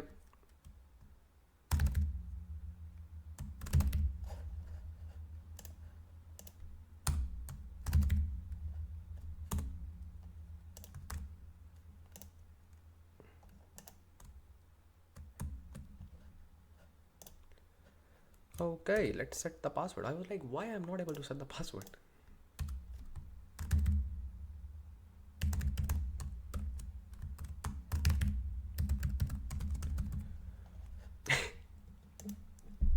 Click on review, let's create. So I still remember those days. So by the way, this user will be added here, and let me just refresh. Her, see, her, very good. So now this user is added here in the enter ID. Now the next step is we will take care of Databricks. Let's go to Databricks. So what I was saying, that I still remember those days. So my elder brother was playing, my cousin elder brother was playing GTA something. Okay, and he was just putting his password in his computer, and I was just sitting next to him, and I was really young at that time, and I think I would be in maybe fourth or fifth standard, or maybe in third standard, I don't know. So he was just putting the password, and I was just looking at the screen. So he just quickly typed the password, and I was like, I was looking at the screen just to remember the password, and I was like, now I know the password. I can just open your computer anytime. He was like, what's the password? How do you know? Because he was thinking like, I just quickly typed the password. How he just know the how he would just know the password? I was like, you just entered star 12 times. I know that. I will just open it. And he was just laughing. Then I got to know, oh, okay. This is hidden. Old days, gold days. Because obviously, like, if I would not have used computer, I was looking at the screen and there was a box for password, and I just saw 12 asterisks or 12 stars. I was like, okay, this is the password. Okay. Jokes apart. Let's start our work to provide the access. We know that that is a new user. So you will be thinking like, we are all set to allow that person to access this Databricks workspace, which is called Databricks ETE. Not really. Before doing this, you need to allow the person to actually enter in your Databricks world. Really? Yeah. Simply click on this drop down and click on this manage account, and then we will be just click on this continue with Microsoft ID, and then you simply need to click on plus new account, and you simply need to grab your email ID, which is long email ID. So this is my account console. So first of all, you need to add that user in this particular workspace. It is not a workspace, basically it is the top level control of all the users. So I personally call it as like enter ID of Databricks, because users need to be added here as well. So I call it as, like, for my understanding, I call it as like enter ID of Databricks, so that you can easily manage all the users in the Databricks workspace as well, right? So I'll simply go to user management and I will simply add user. And what is our new user email? I think it was her at the rate. I can simply copy it from here. Okay, and username is her, let's say. Add user. So now this user is added here and I do not want to assign any roles. So I just want to add the user because these are the admin level roles that I do not want to assign to her. And last name is, let's say, her. her. Then click on save. So this user her is saved here, and now we can simply go and check with this user if she can access this workspace. Which one? This one. Let me just copy this link and let me just go to my different browser, which is called Edge. Let's see. So this is my Microsoft Edge because obviously I need to just use a different browser. What I will do, I will simply paste it here, and obviously it will ask me to sign in with Microsoft Enter ID. Okay, and I will, but oh, just log out because I was just testing something. So this is a different user. Very good. So simply sign in with Microsoft Enter ID. So I have just put my credentials, and now after just doing authenticator app and so on, now I cannot see this. What is written here on the screen? You do not have permission to view this page. That's it. That means even if we have added this user in the account console, that doesn't mean that this user will have access to all the catalogs. Just use your common sense. This is the account console. That means I can manage all the Databricks workspaces, but I want this new user to access only and only this workspace, which is Databricks ETE. So now once the user is added in the enter ID, now we will select the particular resource. What is the resource here? Databricks workspace. Go inside this and click on settings and go to identity and access. Now you have two options. Either you can simply allow the user or you can create a group. What is that thing that we use in the real world? We create a group. Why? Because let's say tomorrow there will be a new joining, then new, then new, then new. You do not need to just worry about all the access, right? Simply create a group, allow the whole group. Whenever a new employee joins, add that person in the group. That's it. That's it. So we will simply create a group. I will click on manage and I will simply create add group, and I will simply create, let's say, her group. her group. Okay, so there's no her group, so I will simply click on add new and I will simply say her group. Make sense? Click on add. So in this particular group, this group is just for the new joinees. Okay, so I will add the member. Now I can add the member from my email ID. So I will simply search her and I should see the email ID. Why? Because this email ID is there in my account console. Otherwise I cannot see it. Click on add and this user is added here. Now what we will do, we will simply go back. By the way, before that, what are the permissions, current permissions of this group? Because these are the members, right? What are the current permissions? Go to entitlements. See, there is no access, Databricks SQL access, Workspace access, unrestricted cluster creation access, nothing. So what we need to do, we will simply go back to Edge. Let's try to refresh it. You will see, obviously the Databricks you will see, but you cannot actually access anything. You cannot. You will simply click on this drop down and you will observe that this is already grayed out. See, this is already grayed out. If you just click on this, anything, you cannot create or use anything. Trust me, you cannot even query the data because this is a new user or any user which is added in this group. So if we just want to provide some access, first of all, the basic access that we want to provide is SQL, like Workspace access. Okay, are you sure you want to allow access? Yes, enable. Then you will simply allow to create like Databricks SQL access. That's it, enable. And I do not want to allow this, allow unrestricted cluster creation, because I do not want her to create clusters. Okay. Then permissions, if you just click on this permissions, you will see that principal is this one. I am the principal, and roles is group manager. And if you just click on parent groups, there is no parent group. Parent group is just like this one, her group, and these are the members. Make sense? Okay. So now if this user, obviously she is just hired, she just needs to use the data. How she can use the data? Because I have so many catalogs, Databricks Kata, Databricks RT, my MS SQL. I have so many things, right? I want her to use, let's say, this workspace, like this catalog, Databricks RT, but she cannot use it. She can just what? Explore it. Now here comes your role. If you just click on your catalog, because by the way, this is the admin. I am the admin. I am the principal. So if you just go to catalog, okay, this is your catalog, which is called Databricks RT. Click on this and click on permissions. What are the permissions we have allowed? We have allowed all account users, that means all the users that have access to this Databricks workspace, they can browse. Make sense? They can browse. Browse means they can just explore. They cannot read, they cannot write, they cannot modify. They can just see the stuff, like what are the tables, what are the schemas, what is the catalog name. That's it. If you even want to remove it, you can simply click on this button and click on revoke. Then, are you sure you want to revoke these permissions from these principals to undo this operation? Click on revoke. Click on revoke. Now, do you have any permission?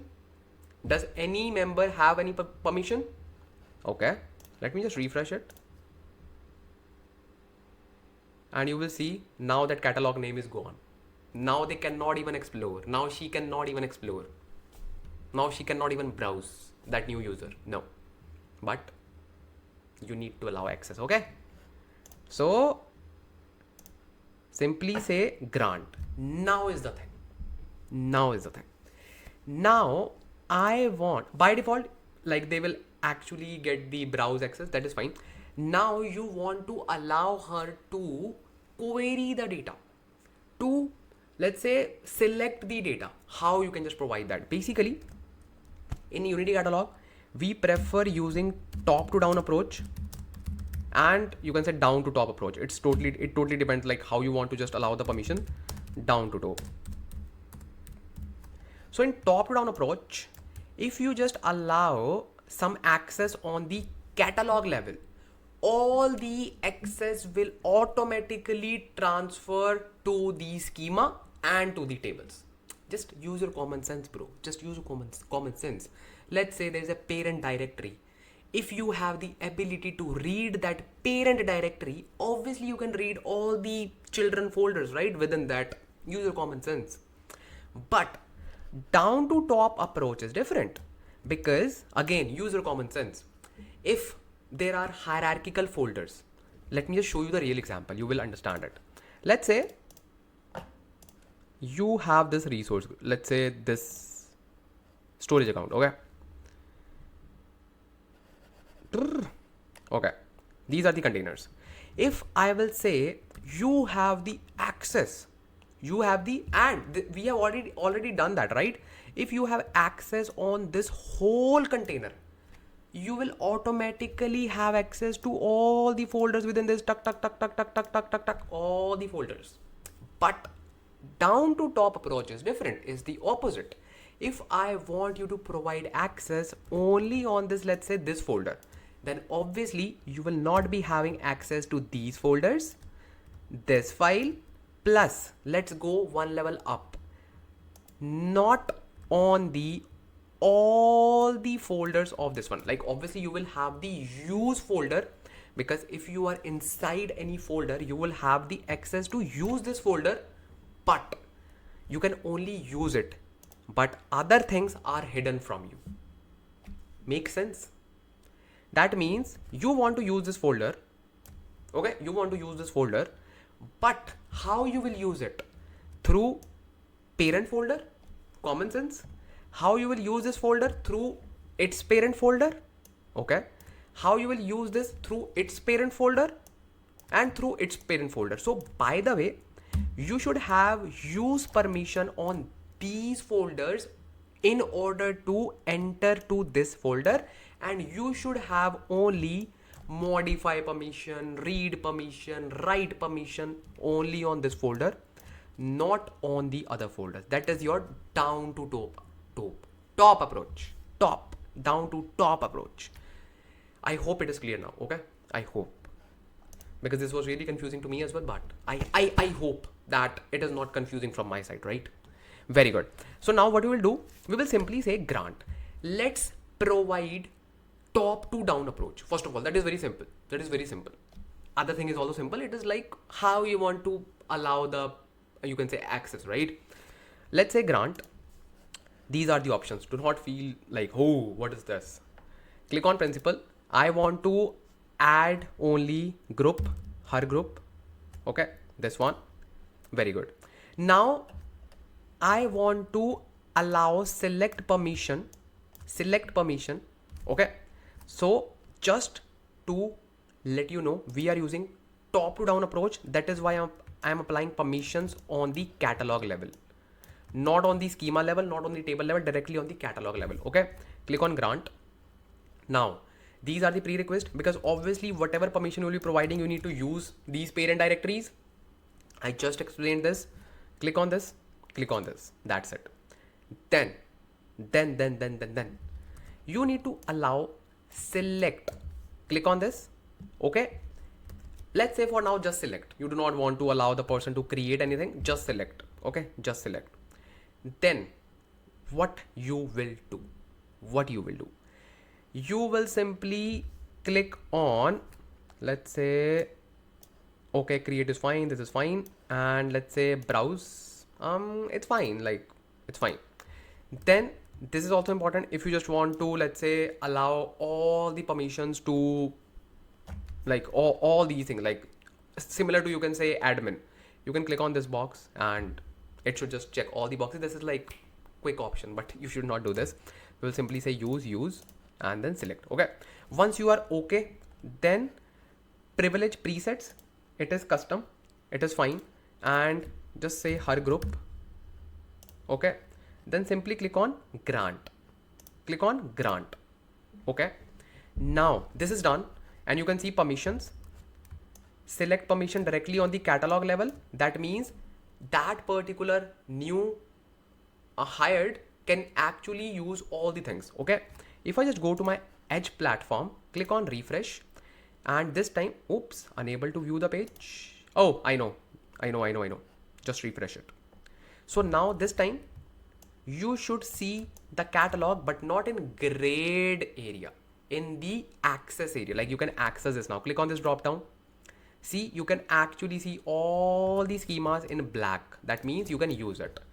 And if you just click on main, like main is just like, I think, catalog. So schema is your main schema. Within this, you do not have anything like no data or anything. Why? We do have volumes, right? Yes, we do have volumes. Why we are not able to see it here? Why?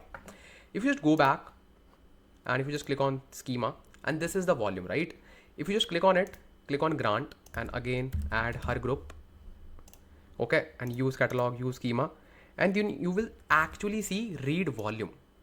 If you just want to allow read volume as well, click on this and then grant. Okay, because select is applied on top of tables and views, not on the, you can say, your volumes. Volumes is like separate category.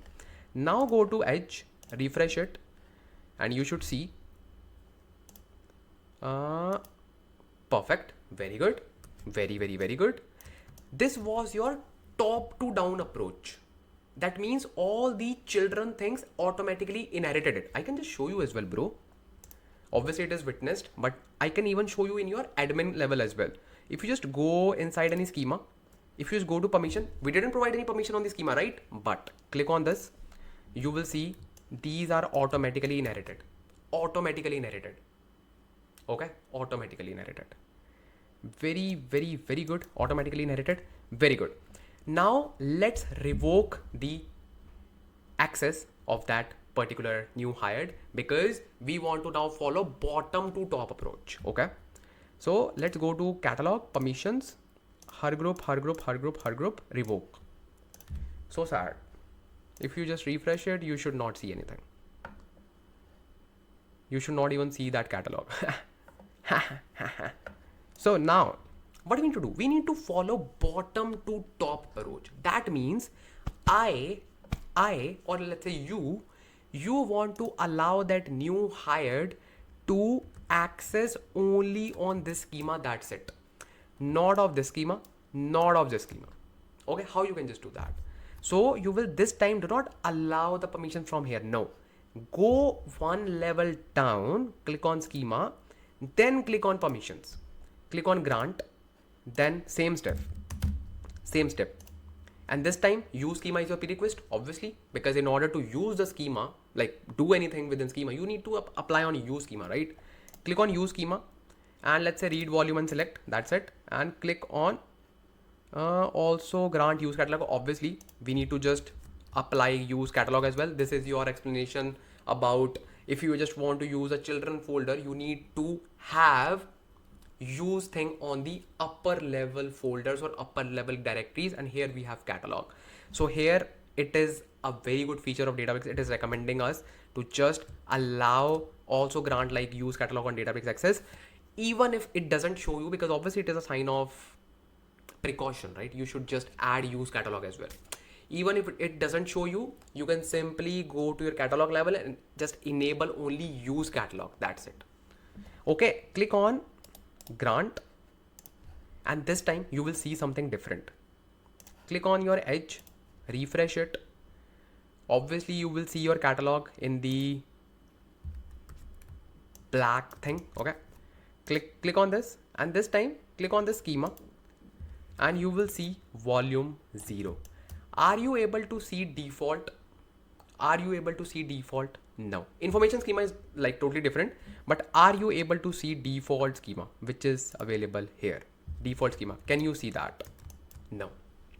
That is your bottom to top approach. That means you should only allow those folders or access that you want to allow the new hires to use.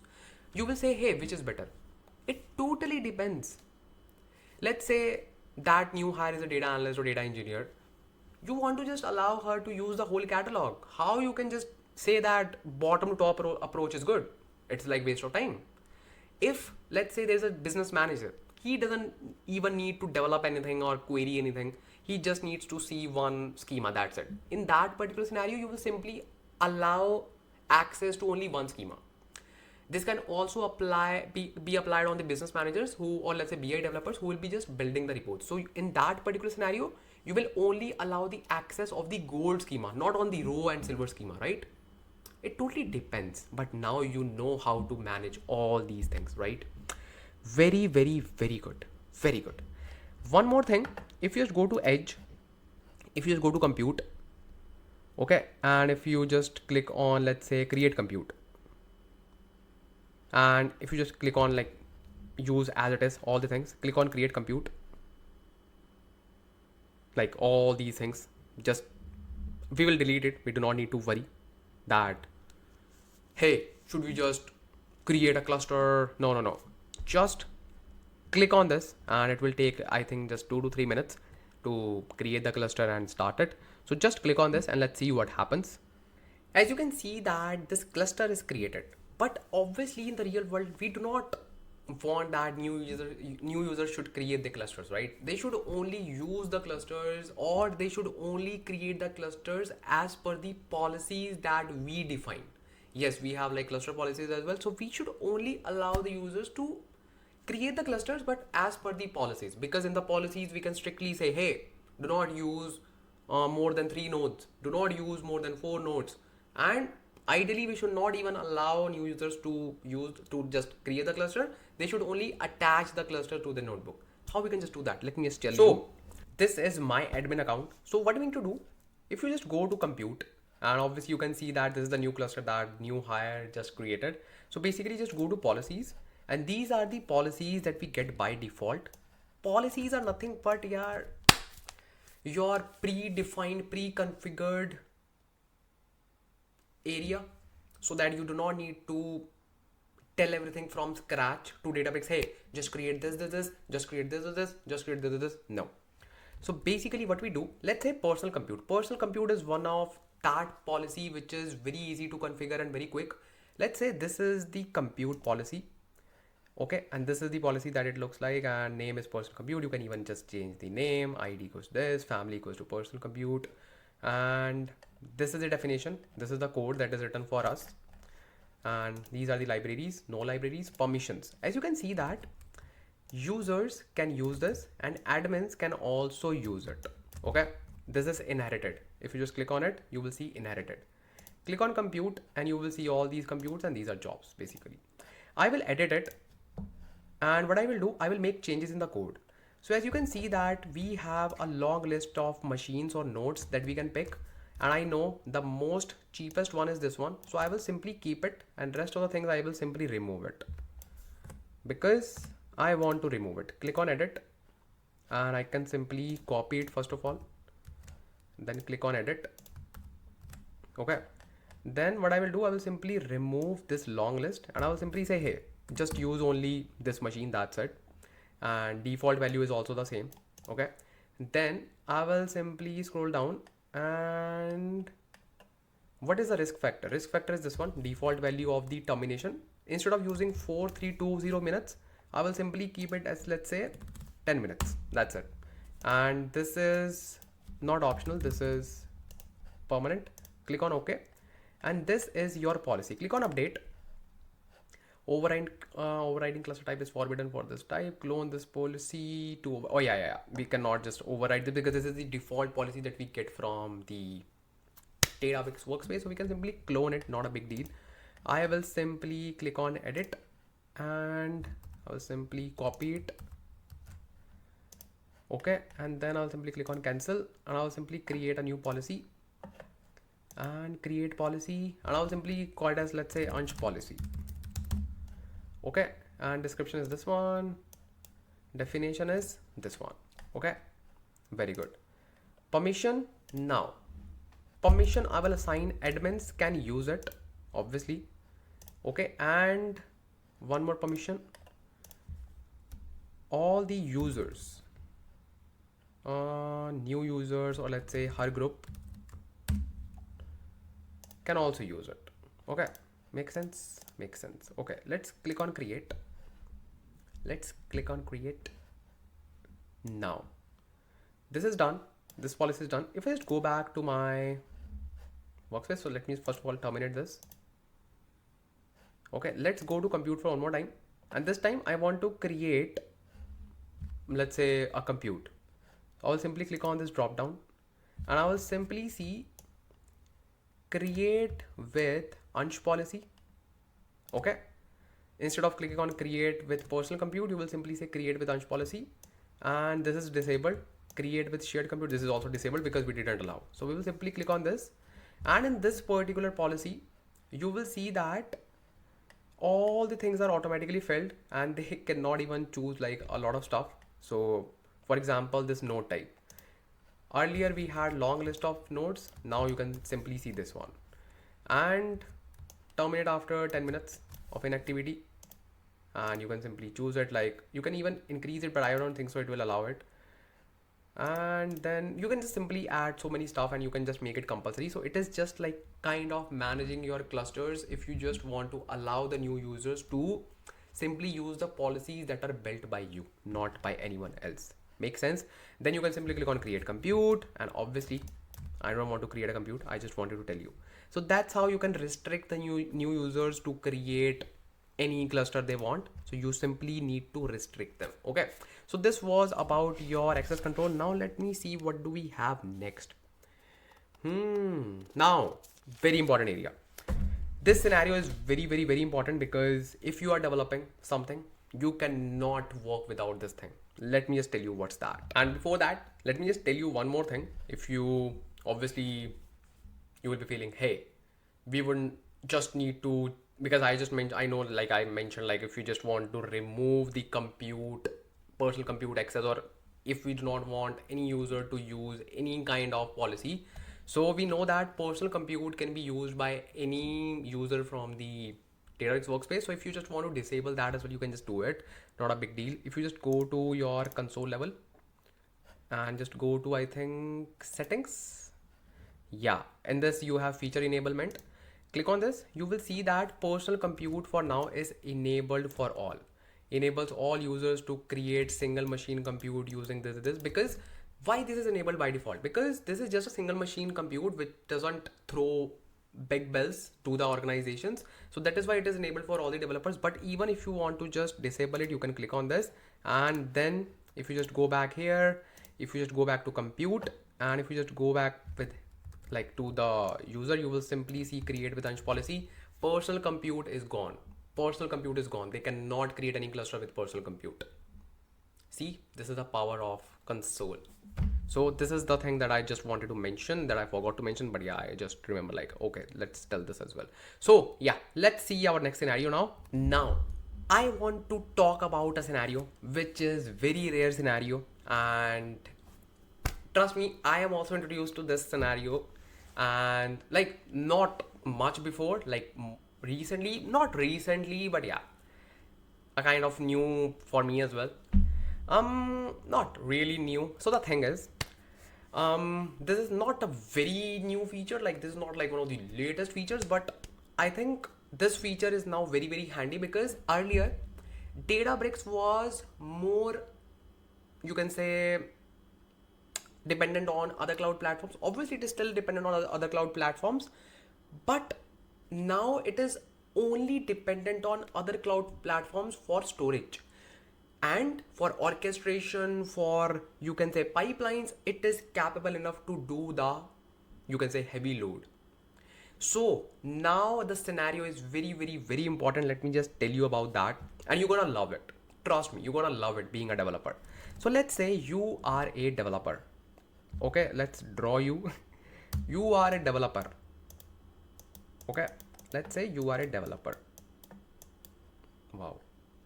So now you have a Databricks workspace. Makes sense. You have this Databricks workspace. Okay, and you have your notebooks within this. Let's say notebook 1, notebook 2, blah blah blah. Okay. Now this Databricks workspace should have some files. What did I just say? Should have some files. Yes, we know that we do have files and we do work with files using cloud storage to read the data to everything. Yes, I know that. But I'm not talking about those files. No, I'm not talking about those files which we do store in cloud storage. That we do store like for heavy load or let's say bigger data sets. I am just talking about some lookup files, some variables, some environment variables, some environment files, those kinds of small files. It can be your text files, it can be your Python files, it can be your wheel files, it can be your notebooks, your Jupyter notebooks, anything that should reside within your Databricks workspace. So let's say this pink file is your JSON file. Let's say this is your JSON file that you want to just use it. Let's say, okay. And there's another file. Let's say this is your Python file. Okay. Let's say .py file. Okay. .py. What can we have in .py file? Anything. Let's say you are storing your API credential in Python file. It can be anything, right? It can be anything. Like if you're just making some API calls, you can simply store your API credential. You can treat it as your like environment variable. It's up to you. It's up to you. We know that we can even save like .env. We know that. And then we have some Python modules such as like .env and then underscore load env. We know that. We have that. I know. But let's say you are just storing your credentials in simple Python file. How you can just work with files? How? So basically, that's a great scenario. Let me just give you a complete walkthrough of this. So what we need to do, you need to simply either import a file or you need to create one. Either way. Let's create one, because obviously you can import it. Simply click on these three dots. You can even import it, but let's create a new file. Okay. So what I will do, I will simply click on create and I will simply click on file. Okay. Click on file. So it will simply open a kind of code editor for me, and I will simply name it as, let's say, JSON file. JSON file dot JSON. Make sense? JSON file dot JSON. I can simply write anything. Let's say I want to write, I want to create an array, and what I will put it in this array, let's say ID. I will say 101. Then I will simply say salary. Then I will simply say 1000. Okay.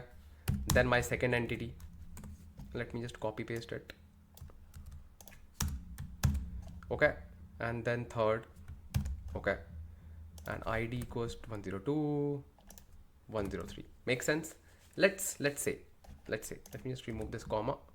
So this is your JSON file. You can even import this JSON file, but you are creating this, right? So this is your JSON file right now. This one. Okay. Very good. Very, very, very good. Let's say I want to create one text file as well, because first let's create all the file. Then we will simply cover all the scenarios.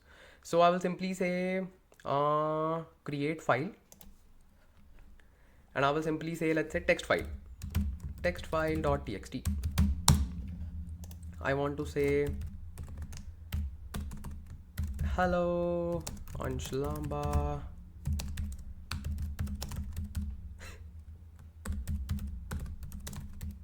Okay, I know you love me a lot. So that's it. So these are your like semi-structured data, text file, or let's say even let's create a Python file just to show you the use case for it. Click on create, then file, and I will simply say, let's say api.py, or let's say API credentials.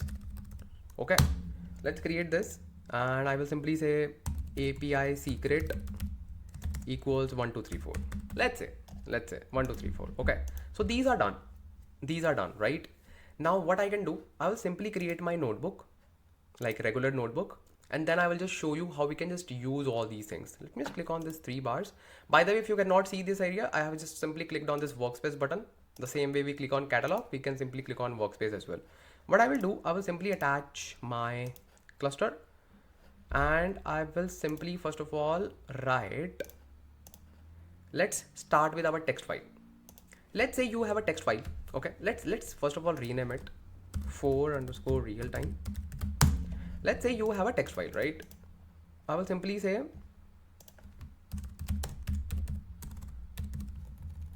manipulating text file. Okay, so how we can just simply read this text file? You will say, hey, just run your code spark.read. No, I'm not creating a data frame. I'm simply reading a file normally. So for that, what I can do, I can simply use Python. So if you are familiar with Python files operators, we can simply say something like this: f equals open, and now we need to define the location of it. Simply click on these 3 dots and click on copy and then full path. Click on this and just provide the path here, and then simply write the reading mode and then f dot read. Okay, just run this and you will see the content of this particular file, which is, you already know what is that.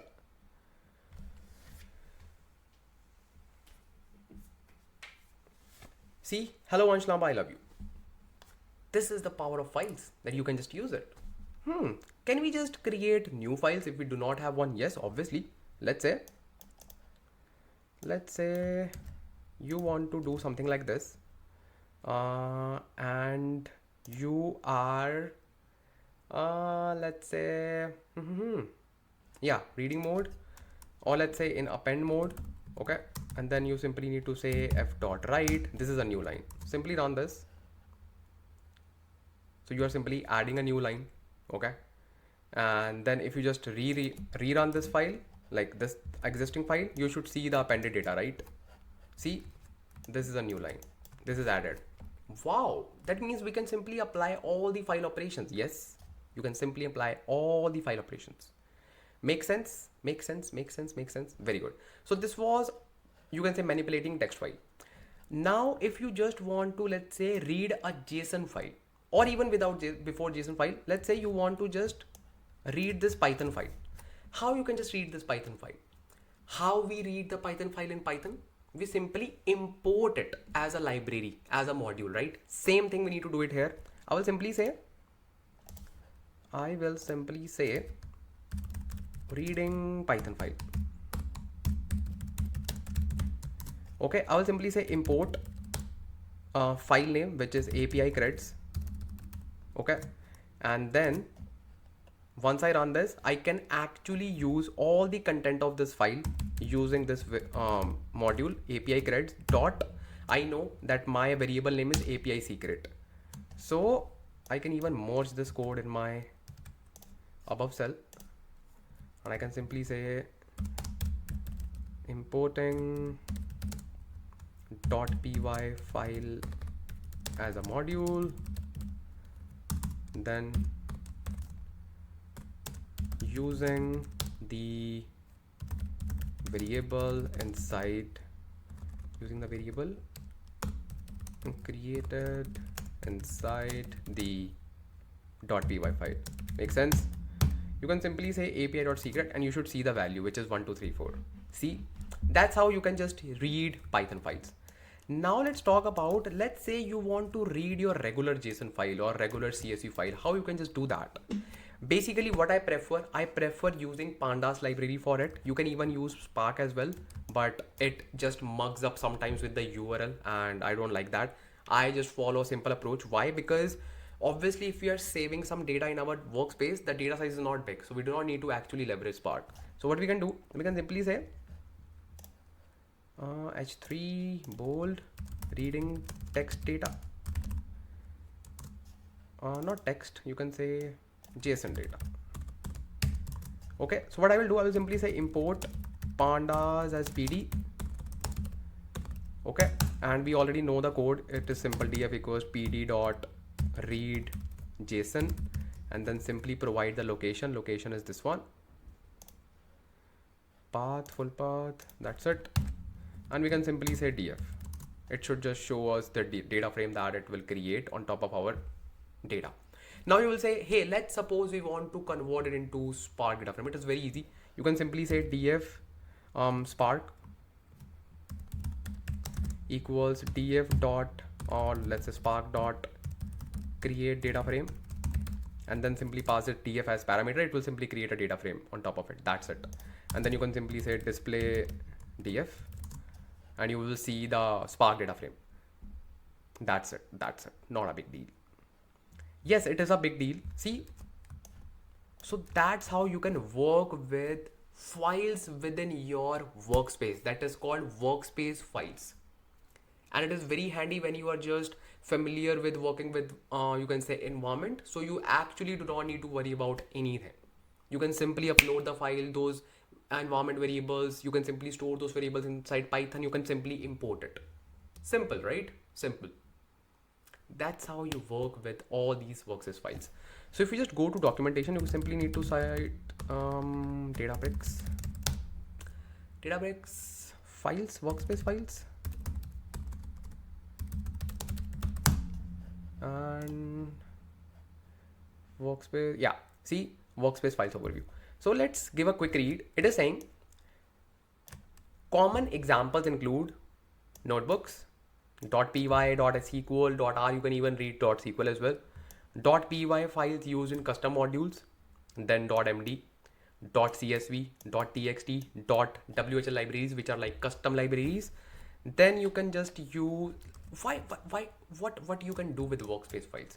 Obviously you can just use it for like local development for many workspace file types. Okay, then if I just click on this file basic usage, it will simply show you how you can just create the file, all the things that I've already showed you, and edit a file, same thing. Then if you just go to read and write, same thing.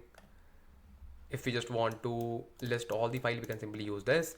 If you want to read, see, it is also using pandas data frame, but it also uses Spark, but Spark URL, I do not like it really.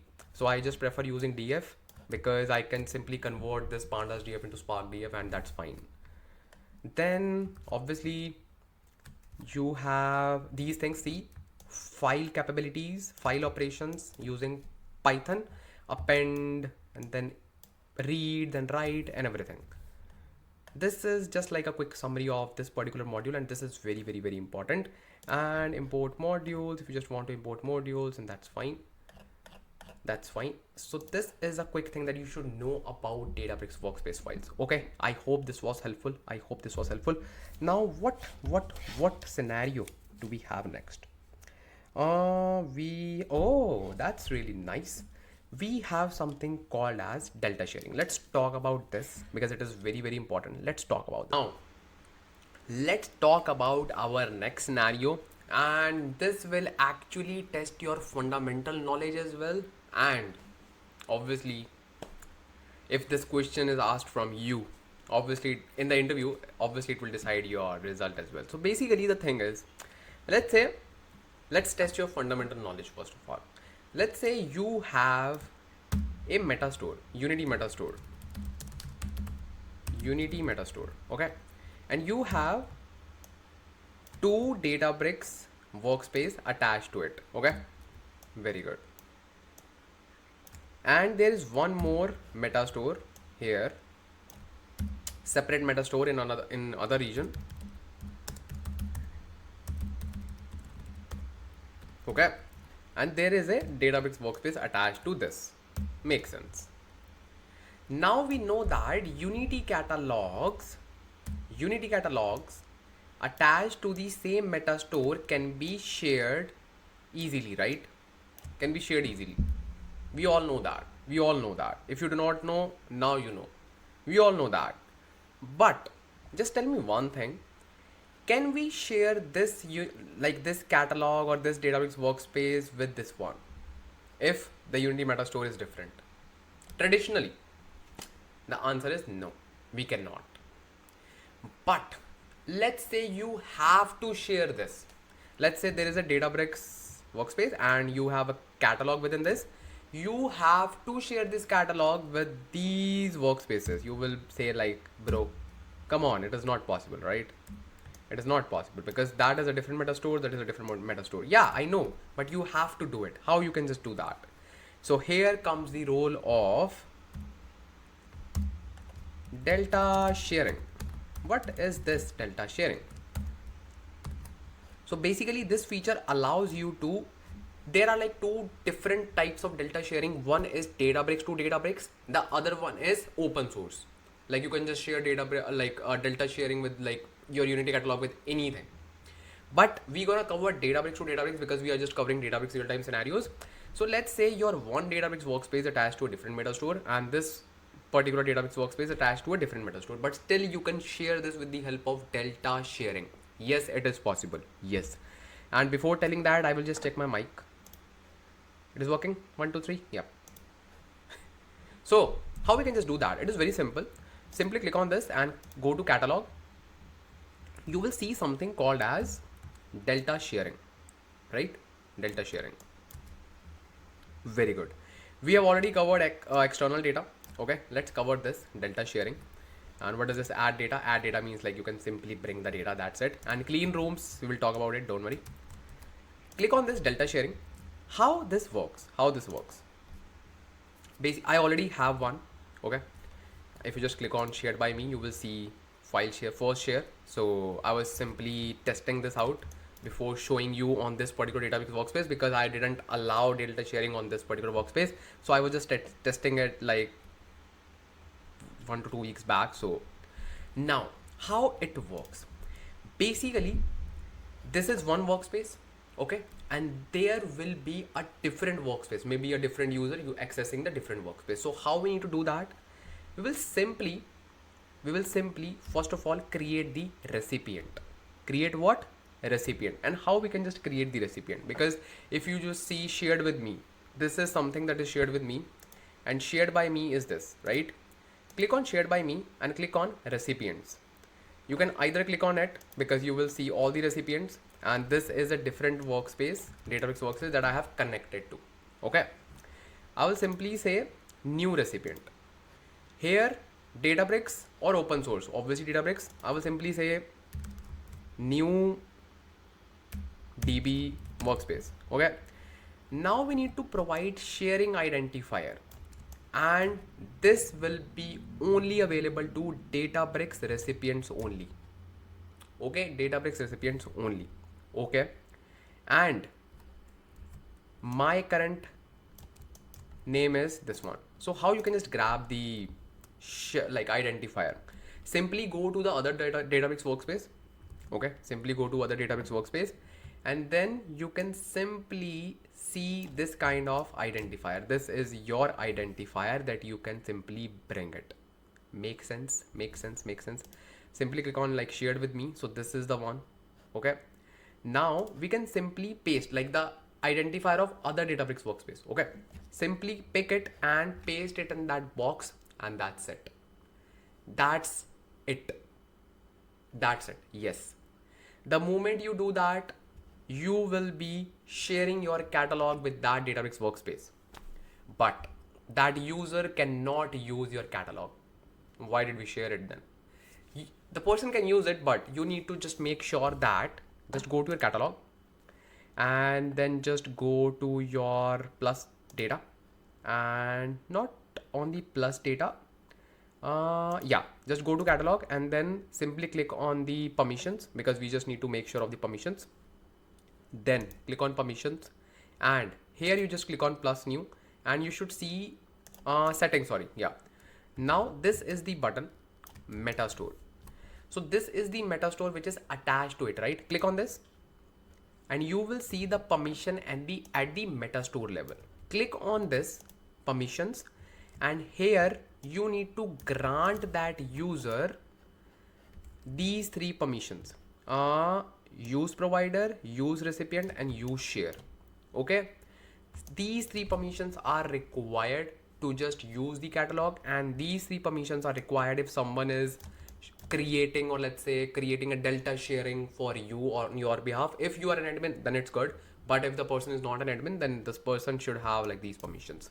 So once it is done, the person can use your catalog without any issues. Data will be residing in your catalog. The person can apply queries on top of those catalogs. Wow, this is delta sharing. This is a new feature and you should know about this feature, and that's it. This is very simple, but yeah, you should know about this feature. Make sense? Make sense? Make sense? Make sense? I hope these new scenarios are really helpful for you, because these things cannot be like covered in tutorials, because these are those things which are independent of development thing, and these are like mixture of development plus administration, right? That's why I am here, right? Helping you. Then, oh man, next thing is very important, and it is like strongly aligned towards development. Let me just tell you what's that. Now, I am talking about user defined functions. You will say, Ansh, we already know PySpark and we know that it is very easy to create UDF. Okay, so I'm not talking about that UDF.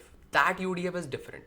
That UDF will be there till your cluster is there, till your connection is there. After that, it is gone. I am talking about the UDF, the user defined functions that you can store at the catalog level. Yes.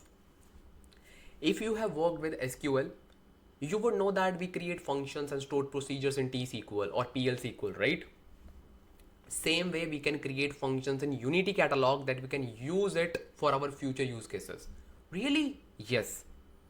That is also possible under Unity catalog. Let me just tell you how we can just do that. Basically, go to Workspace and click on Workspaces and click on real time. Let's create a new notebook number 5. So I will simply say 5 real time. Okay, attach a cluster. Very good. Now click on this catalog button, click on this catalog and click on the schema. And so far we just have one volume, right? Let's create a function. So syntax, there's a good news for you. The syntax is almost similar to your T-SQL command. That is the best thing.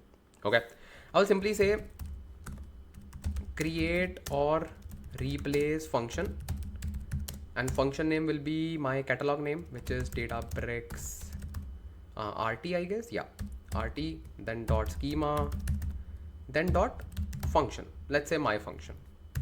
Okay, my function.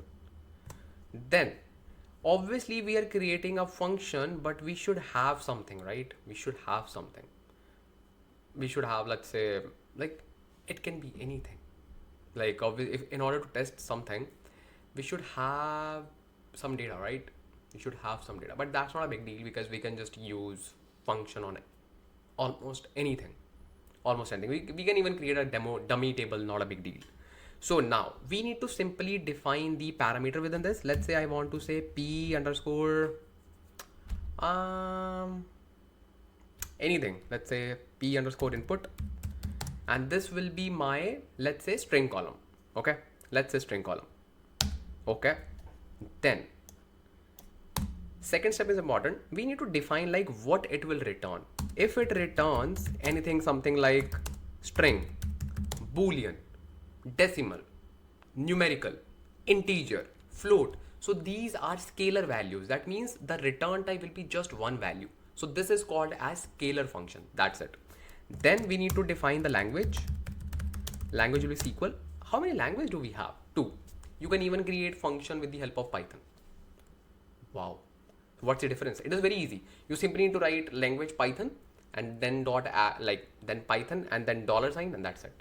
Here you simply need to need to do anything. You will simply now write return, because in the function we always return something, right? So I will simply say p input, let's say plus hi, let's say, because this is a string, right? So we can simply do that. So I'm just creating this function and I will simply returning p input, whatever the input will be, and I will simply add hi in that particular thing. I can even use concat as well. If it doesn't work, we can simply use concat. That's not a big deal. The big deal is creating a function. Make sense? Okay. So now in order to test it, let's quickly create a dummy table. I'll simply say create table, and table name will be like this. Due to I knew it, because it would say, hey, how you can just add this. So I will simply use concat.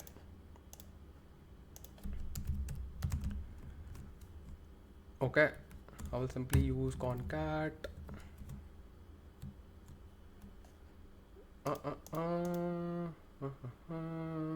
What's wrong? Why it is showing red? Why?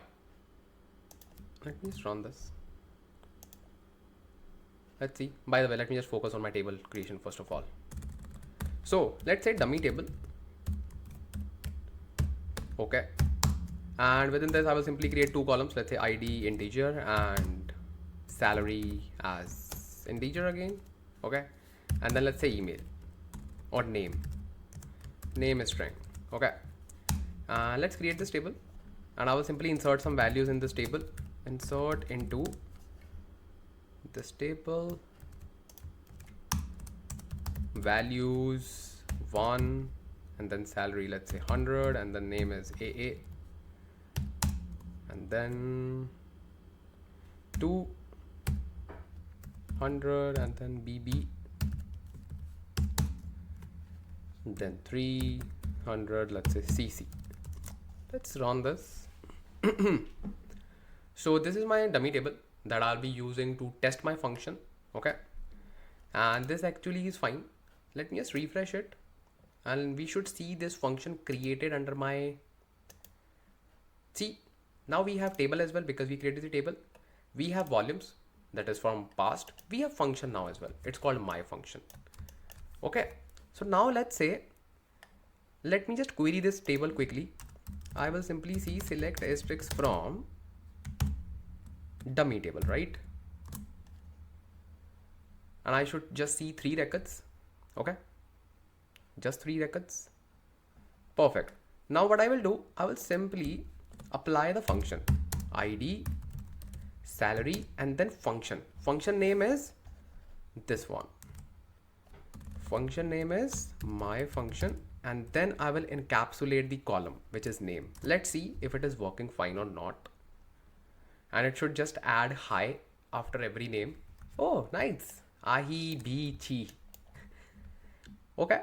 And we can also use alias as function calling. So you can see that you can actually create functions the same way you create in SQL, and you can even store it. Wow, that's just wow.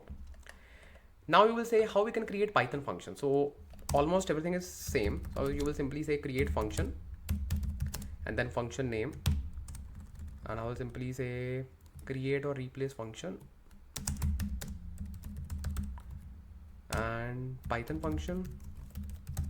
Okay, and I will simply say p input. Same way, everything will be same. String. Returns type will be also same. String. This time language will be Python. Okay, and then you will simply say as and then dollar sign. And now you can start with your code, whatever you want to just return. I will simply say return C. Now we can simply use plus, because in Python we can simply use plus sign. That's it. And you can simply use this function same way that you use that one. I will simply replace this command with this one just to show you that it works exactly the same. Exactly. And you should see that ID, salary, Python function.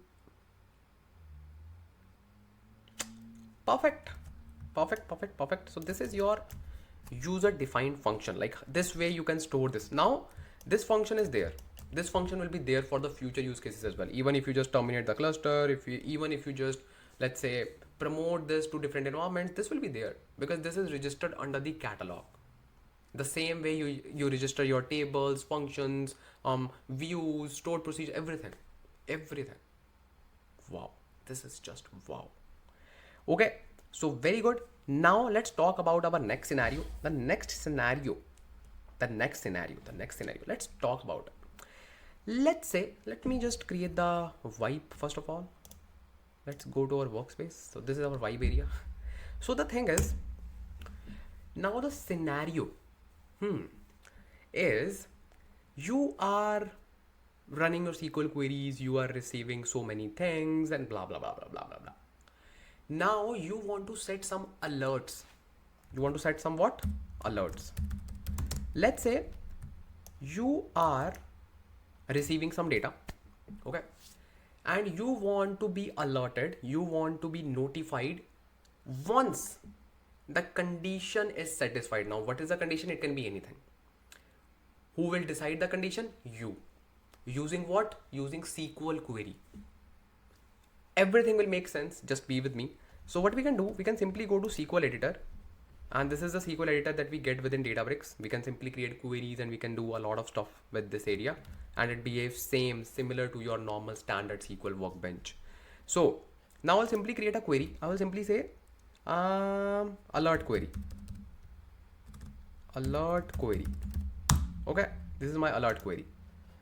I will simply want to create an alert when let's say select asterisk, and obviously if you just want to set an alert, we should simply return something like only single output, right? So that we can just apply a condition on it.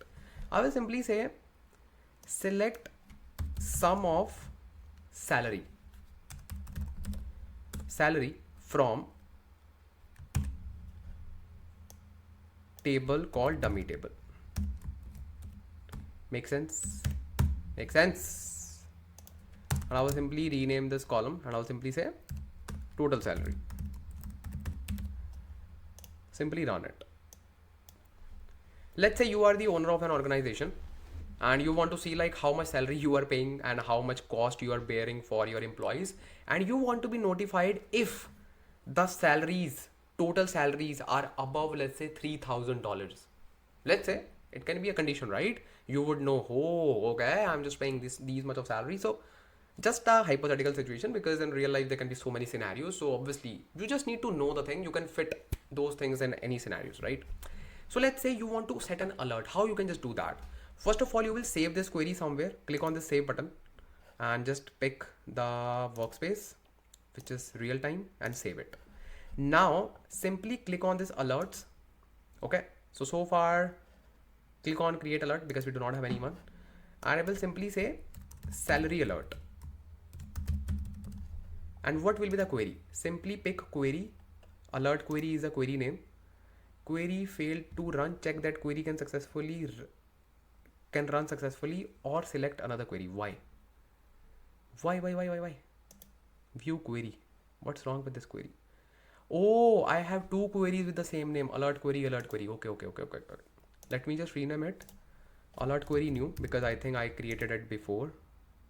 Simply click on save. Okay, now let's do that.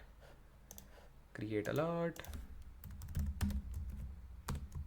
salary alert, and alert query new. Okay, perfect. Now it is saying just set your condition. I will simply say total salary, which is first row, obviously, because in my column. That's why I told you.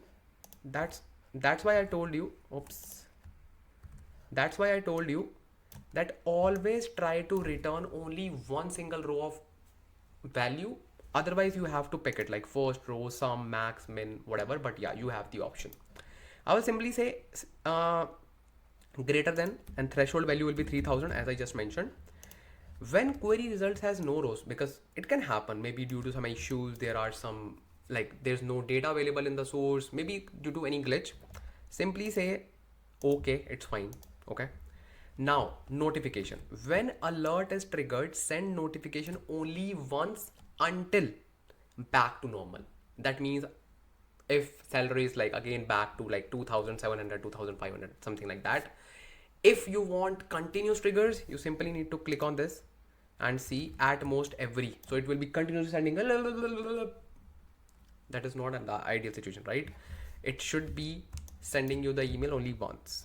Okay, very good. When alert returns back to normal, send notification. This is optional. If you know that issue is gone, you also need the notification on that particular action as well, simply click on this one. That's it. Now use default template. Click on this and it will simply use a default template that it has, and it will simply send you the value. If you just want to create a custom one, click on use custom template and you can simply write, hey bro, your employees are earning more than you. And then you can simply type, hey sir, blah blah blah blah blah, and this same email will be provided to you. Okay, and you can simply click on formatting guide. If you just click on this, you will see a lot of new stuff, like how you can just create that and how you can just use the value. See, all the screenshots are there, and you can even use these dynamic things, which is this one, an example subject. Like you can use all these things in your email. That means you can simply say query name, query URL, query result table, because okay, your value is greater than 3000, but how much? Maybe it is like 5000, maybe it is like 6000, but how much? You need to simply use this particular query result table or query result value, the query result value string or number or rows or anything. And how you need to use it? You can be use it something like this, in double curly braces and with, let's say, double quotes. It is written that example subject, for instance, could be alert, this one, changed status to alert status. So it is like a type of, you can say, way to write dynamic queries, and you can simply copy it just to test it.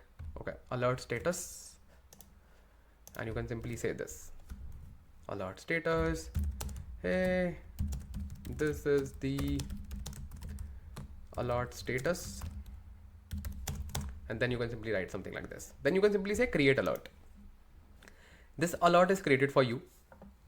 And now in order to just apply this alert, right, you need to click on add schedule. Add schedule, because obviously you need to add a schedule. Makes sense. Click on add schedule and you need to set the schedule like it should be running in every 1 hour. So what will happen? Every hour it will run the query. If it gets the result more than 3000, it will send you the notification. If not, it will not do anything.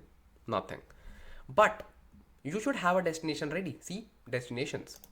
If you just click on it and if you just see the destination, I already have one destination, Ansh, but in your case, it will be empty. I'm so sure. How you can just create the destination? Click on this and click on settings, and I think it should be somewhere here. Let me just check. Destinations, notifications. Click on manage. Yeah, add destination. You can simply click on add destination, go to notification, and then add destination. You can simply add your email ID and it will simply go there. That's it. That's it. That's it. That's it. So this way you can just perform alerts and you can simply add alerts on your queries. Make sense? Make sense? Make sense? This is a very powerful feature. Very powerful feature. And this is something that very few people know, and you are now one of them. So feel happy, tap your back. Okay, now what do we have next, bro? We have next very interesting thing. Let me just tell you what's that. So now let's talk about our last scenario, and this is the, you can say, hottest topic right now in the world of Databricks. What is that? And you would already know that it's none other than delta live tables. So we already know that. By the way, if you do not know this, there are some updates in the delta live table syntaxes, so we'll be just talking about that as well today. But the scenario is very much related to, like, you can say, making your pipelines production ready. What is the scenario? The scenario is, let's say you have your source table, okay, and you are simply creating a kind of ETL flow, or you can say DLT flow, delta live table flow. You need to take care of every table that you are creating within this flow. Let's say you are creating 2 to 3 tables. Let's say you're creating 3 tables, like three objects, including your streaming tables, views, mat views. Okay, you are creating 3 objects, and you need to just take care of the very first table, or let's say, yeah, very first table, let's say, or let's say all the objects. If the constraints, what are constraints? So in the real world, when we just create tables, we need to take care of constraints such as not null, such as unique, such as, let's say, value should be greater than this, value should not be less than this. So these are some of the constraints that we need to take care of while we just push our pipelines or tables objects to the production level. Here we also have some constraints in DLT slash delta live tables, and it's none other than, it's called expectations. In the delta live tables language, it's called expectations. So how we can just build this, I will just let you know everything. So let's create a new notebook and let's simply call it as 6, I guess, real time. Perfect. I will simply attach this to my, what is the SQL compute? Who turned it on? Oh yeah. So by the way, the previous example that we saw, we have to use SQL compute for using SQL editor. So I already had that particular compute. If you do not have, you can simply create it. It's not a big deal. You can simply go to SQL warehouse and you can create it. I already created it, so I will simply pause it. Okay, very good. Let's focus on this DLT. Okay, perfect. Now, if you do not know about DLT, let me just tell you very brief introduction. By the way, I have created a dedicated video, you can say dedicated course on delta live tables that you can see. If you just search Ansh Lamba D delta live tables, I think you would definitely see that video. This is the video, and this is the masterpiece video. Let me just show you the cover image as well so that you can easily identify it. Yeah, here it is, delta live tables. So this is the complete course on like 4+ hours of course on delta live tables that covers everything from scratch. This is your go-to thing if you are just aiming to just be a pro in the world of Databricks.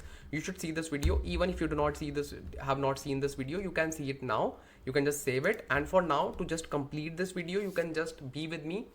You can understand as much as you can, and after that simply jump on that video without thinking about anything else. Just take my guidance. Okay, so now in order to create a, you can say, DLT flow, we have 3 options: materialized views, streaming tables, and views. That's it. That is the whole story behind this delta live tables. So let's say you have a source. Do we have a source? Yes, we do have a source. We have this table we created, right? This table, it's called dummy table. Let's treat this table as our source. And the best thing about delta live tables is it also follows the procedure called idempotency. That means it will only process the data once. If the data is processed, it will not reprocess the data. So it will incrementally load the data. So in order to create the delta live table pipeline, I will simply create a markdown. I will simply say delta live real time scenario, where we need to add expectation. Okay, perfect. So first of all, let's create the materialized view, or let's say streaming table on top of this particular view. Okay, let's do that. I will simply say create streaming table. How we can just create a streaming table?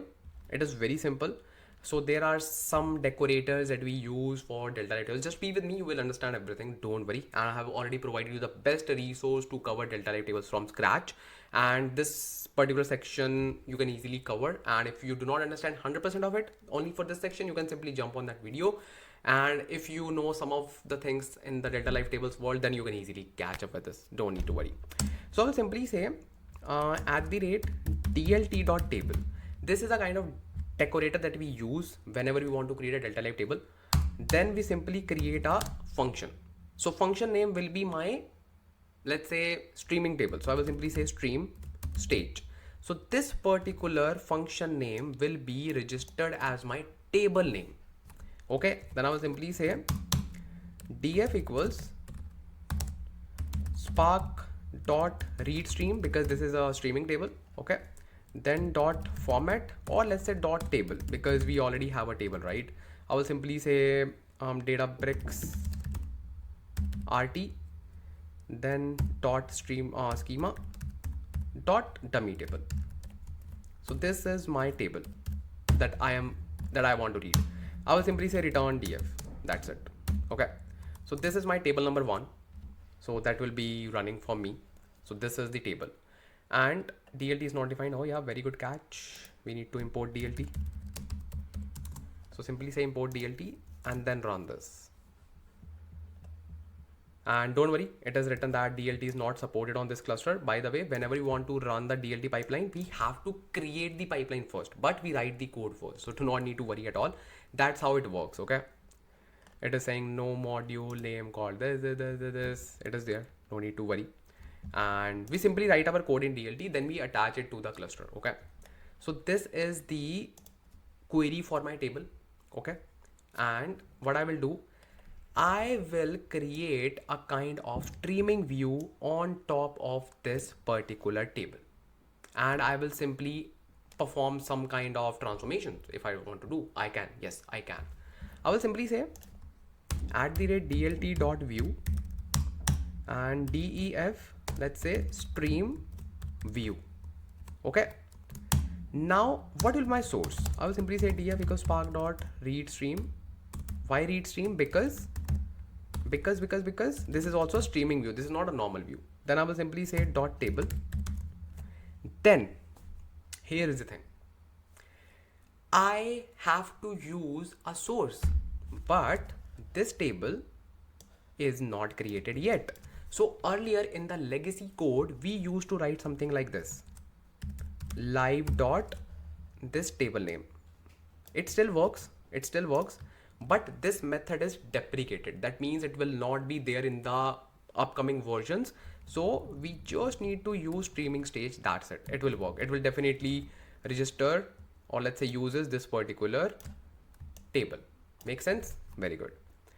So this is my df. I will simply say df dot with column, and I will save it in df. Okay, df dot with column. Let's say flag, a kind of flag I want to create, and I will simply say lit of 1, or let's say hi. Let's say we also need to import lit.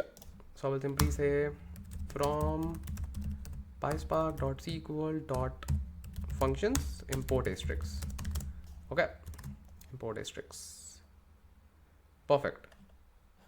So I will simply run this command and I will say return df. Then finally, after running this command,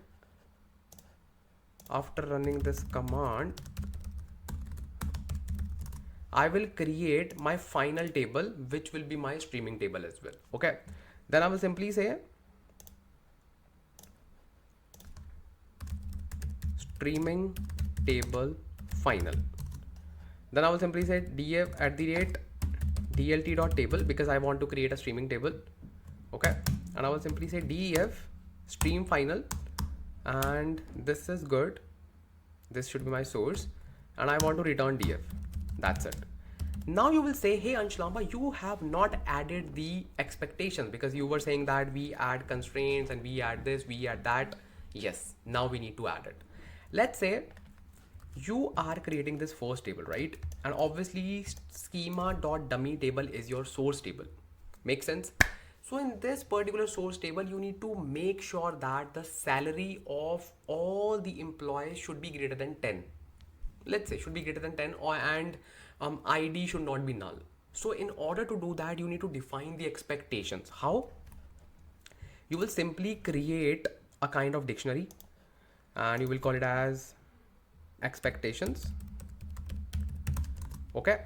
And how you can just create it? I will simply call it as like rules, or let's say expectations, or let's say rules. I will simply create a dictionary. Okay. And in this dictionary, I will simply create the rule. Let's say rule number 1. I will say ID is not null. Make sense? Rule number 2 will be, let's say salary greater than 10. Okay. Very good. I will simply run this. This is my dictionary. Now, in order to apply these rules on top of this table, how we can just do that? We have a decorator called @dlt.expectAll. Now, if I just run this, expect all, obviously I need to define rules. That's it. This is a decorator, but by default, in expectations, we have 3 modes in total, and by default, it uses warning mode. That means if these rules are not fulfilled, it will not do anything. It will simply send you the warning. But let's say you want to drop the records. If they are not satisfying the condition, then you simply need to use drop. If you want to fail the flow, let's say your pipeline is so critical, you want to just fail the flow, you can simply use fail. And obviously warn is the by default method, but still if you just want to write it explicitly, you can write it just for the readability. You can write it. How you can just do that, all those things? Expect all or warn. This is by default. Okay. Or drop. These are the things, and you can even verify this. Simply search expectations in Delta Live tables. Yeah, here it is. Let me just scroll towards the bottom. See, we have all these 3 things. Where is that expect all? See, first of all, expect all. Expect all means, and this is the dictionary that we have also defined. Expect all means warning. Expect all or drop, it will simply drop the records. And then expect all or fail, that means it will fail the flow. It will simply fail the flow. That's it. So we do not want to fail the flow. We will simply say, hey, just drop the records if it doesn't satisfy the condition. That's it. Make sense? Make sense? Make sense? So this is ready to be tested. So now how we need to just do that? Simply go to these 3 bars and click on pipelines. Here you would need to create a new pipeline. Okay. Click on ETL pipeline. And this is your pipeline name, and you will simply say DLT scenario or real-time RT. You need to click on this box, or let's say check this box, serverless, because you will be using serverless compute. That is the best compute to run anything. And triggered, that is fine. Serverless budget policy, it is none for now. Path is you need to pick the notebook in which you have created the DLT pipeline. It is, I think, oh, where is that notebook? Where did we create it? Where did we create it, bro? Maybe in users? No. Oh, I will just move it later. I just created in wrong repository, but it's fine. It's fine. Click on this. This is my real-time notebook. Okay. Then it is simply saying default catalog. I want to choose the same catalog, default schema. I want to pick a new schema. Let's say DLT schema. Let's say DLT schema. And then everything should be fine. Then click on create. So this will create a DLT pipeline for us. See, this is a canvas. The moment you click on start, it will simply start the pipeline. Let me just click on it and you will see the graph and you will see waiting for resources. So currently it will create the resources for you. And for now, we are using serverless compute, so it will not take much time.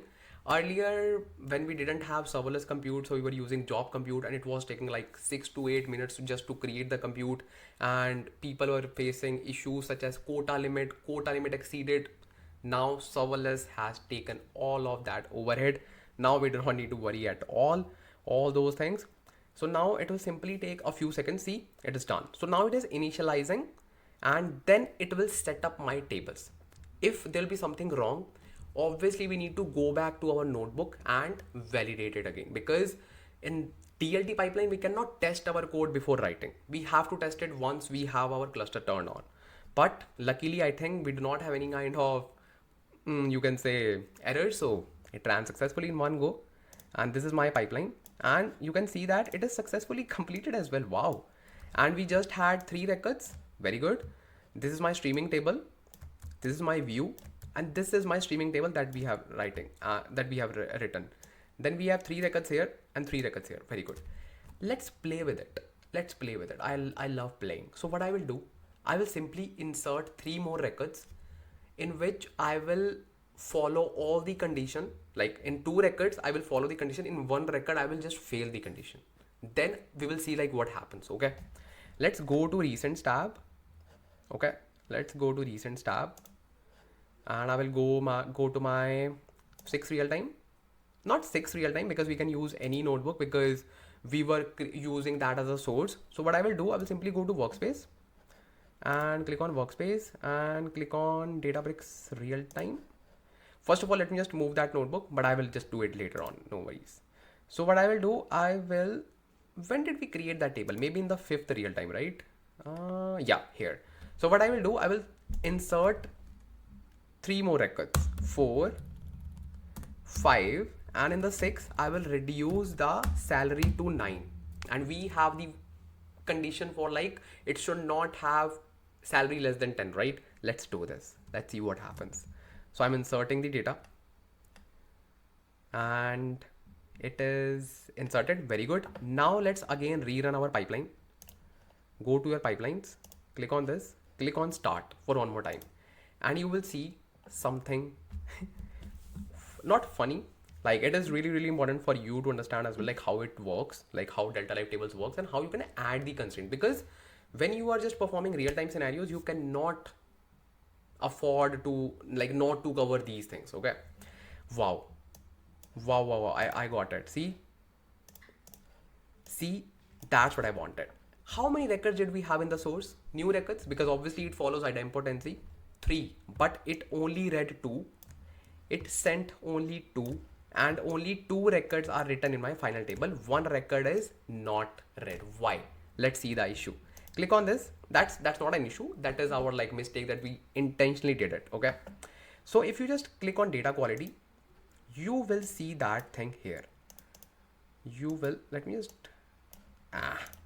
see it. See, rule 2, action drop, and how many percent, like what was the proportion of the records that failed? Obviously 1 out of 3, that means 33%.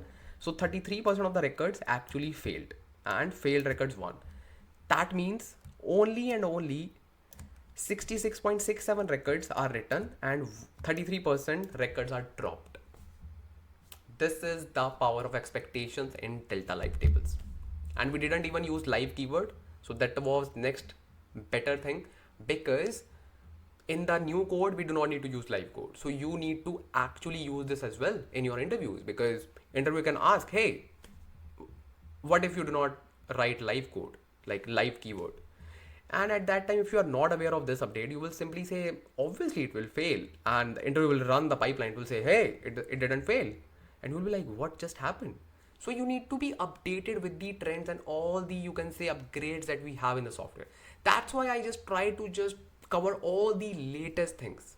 Okay, and I hope now you have a good understanding, and I know a lot of you will be feeling like you didn't get everything of delta life tables, because delta life tables is a wide concept in itself. It is a complete course in itself. So now you have your next steps, like what you need to do. Simply go to my delta life tables video that I just showed you and just click on that video. You will love that video and you will find that, okay, now I have become pro of delta life tables. Everything is covered from scratch, and I know that you loved this video as well. Simply drop a lovely comment on this video, share this video with your friends, and happy learning, and I will see you there on the video that is coming on your screen right now. Happy learning. Bye bye.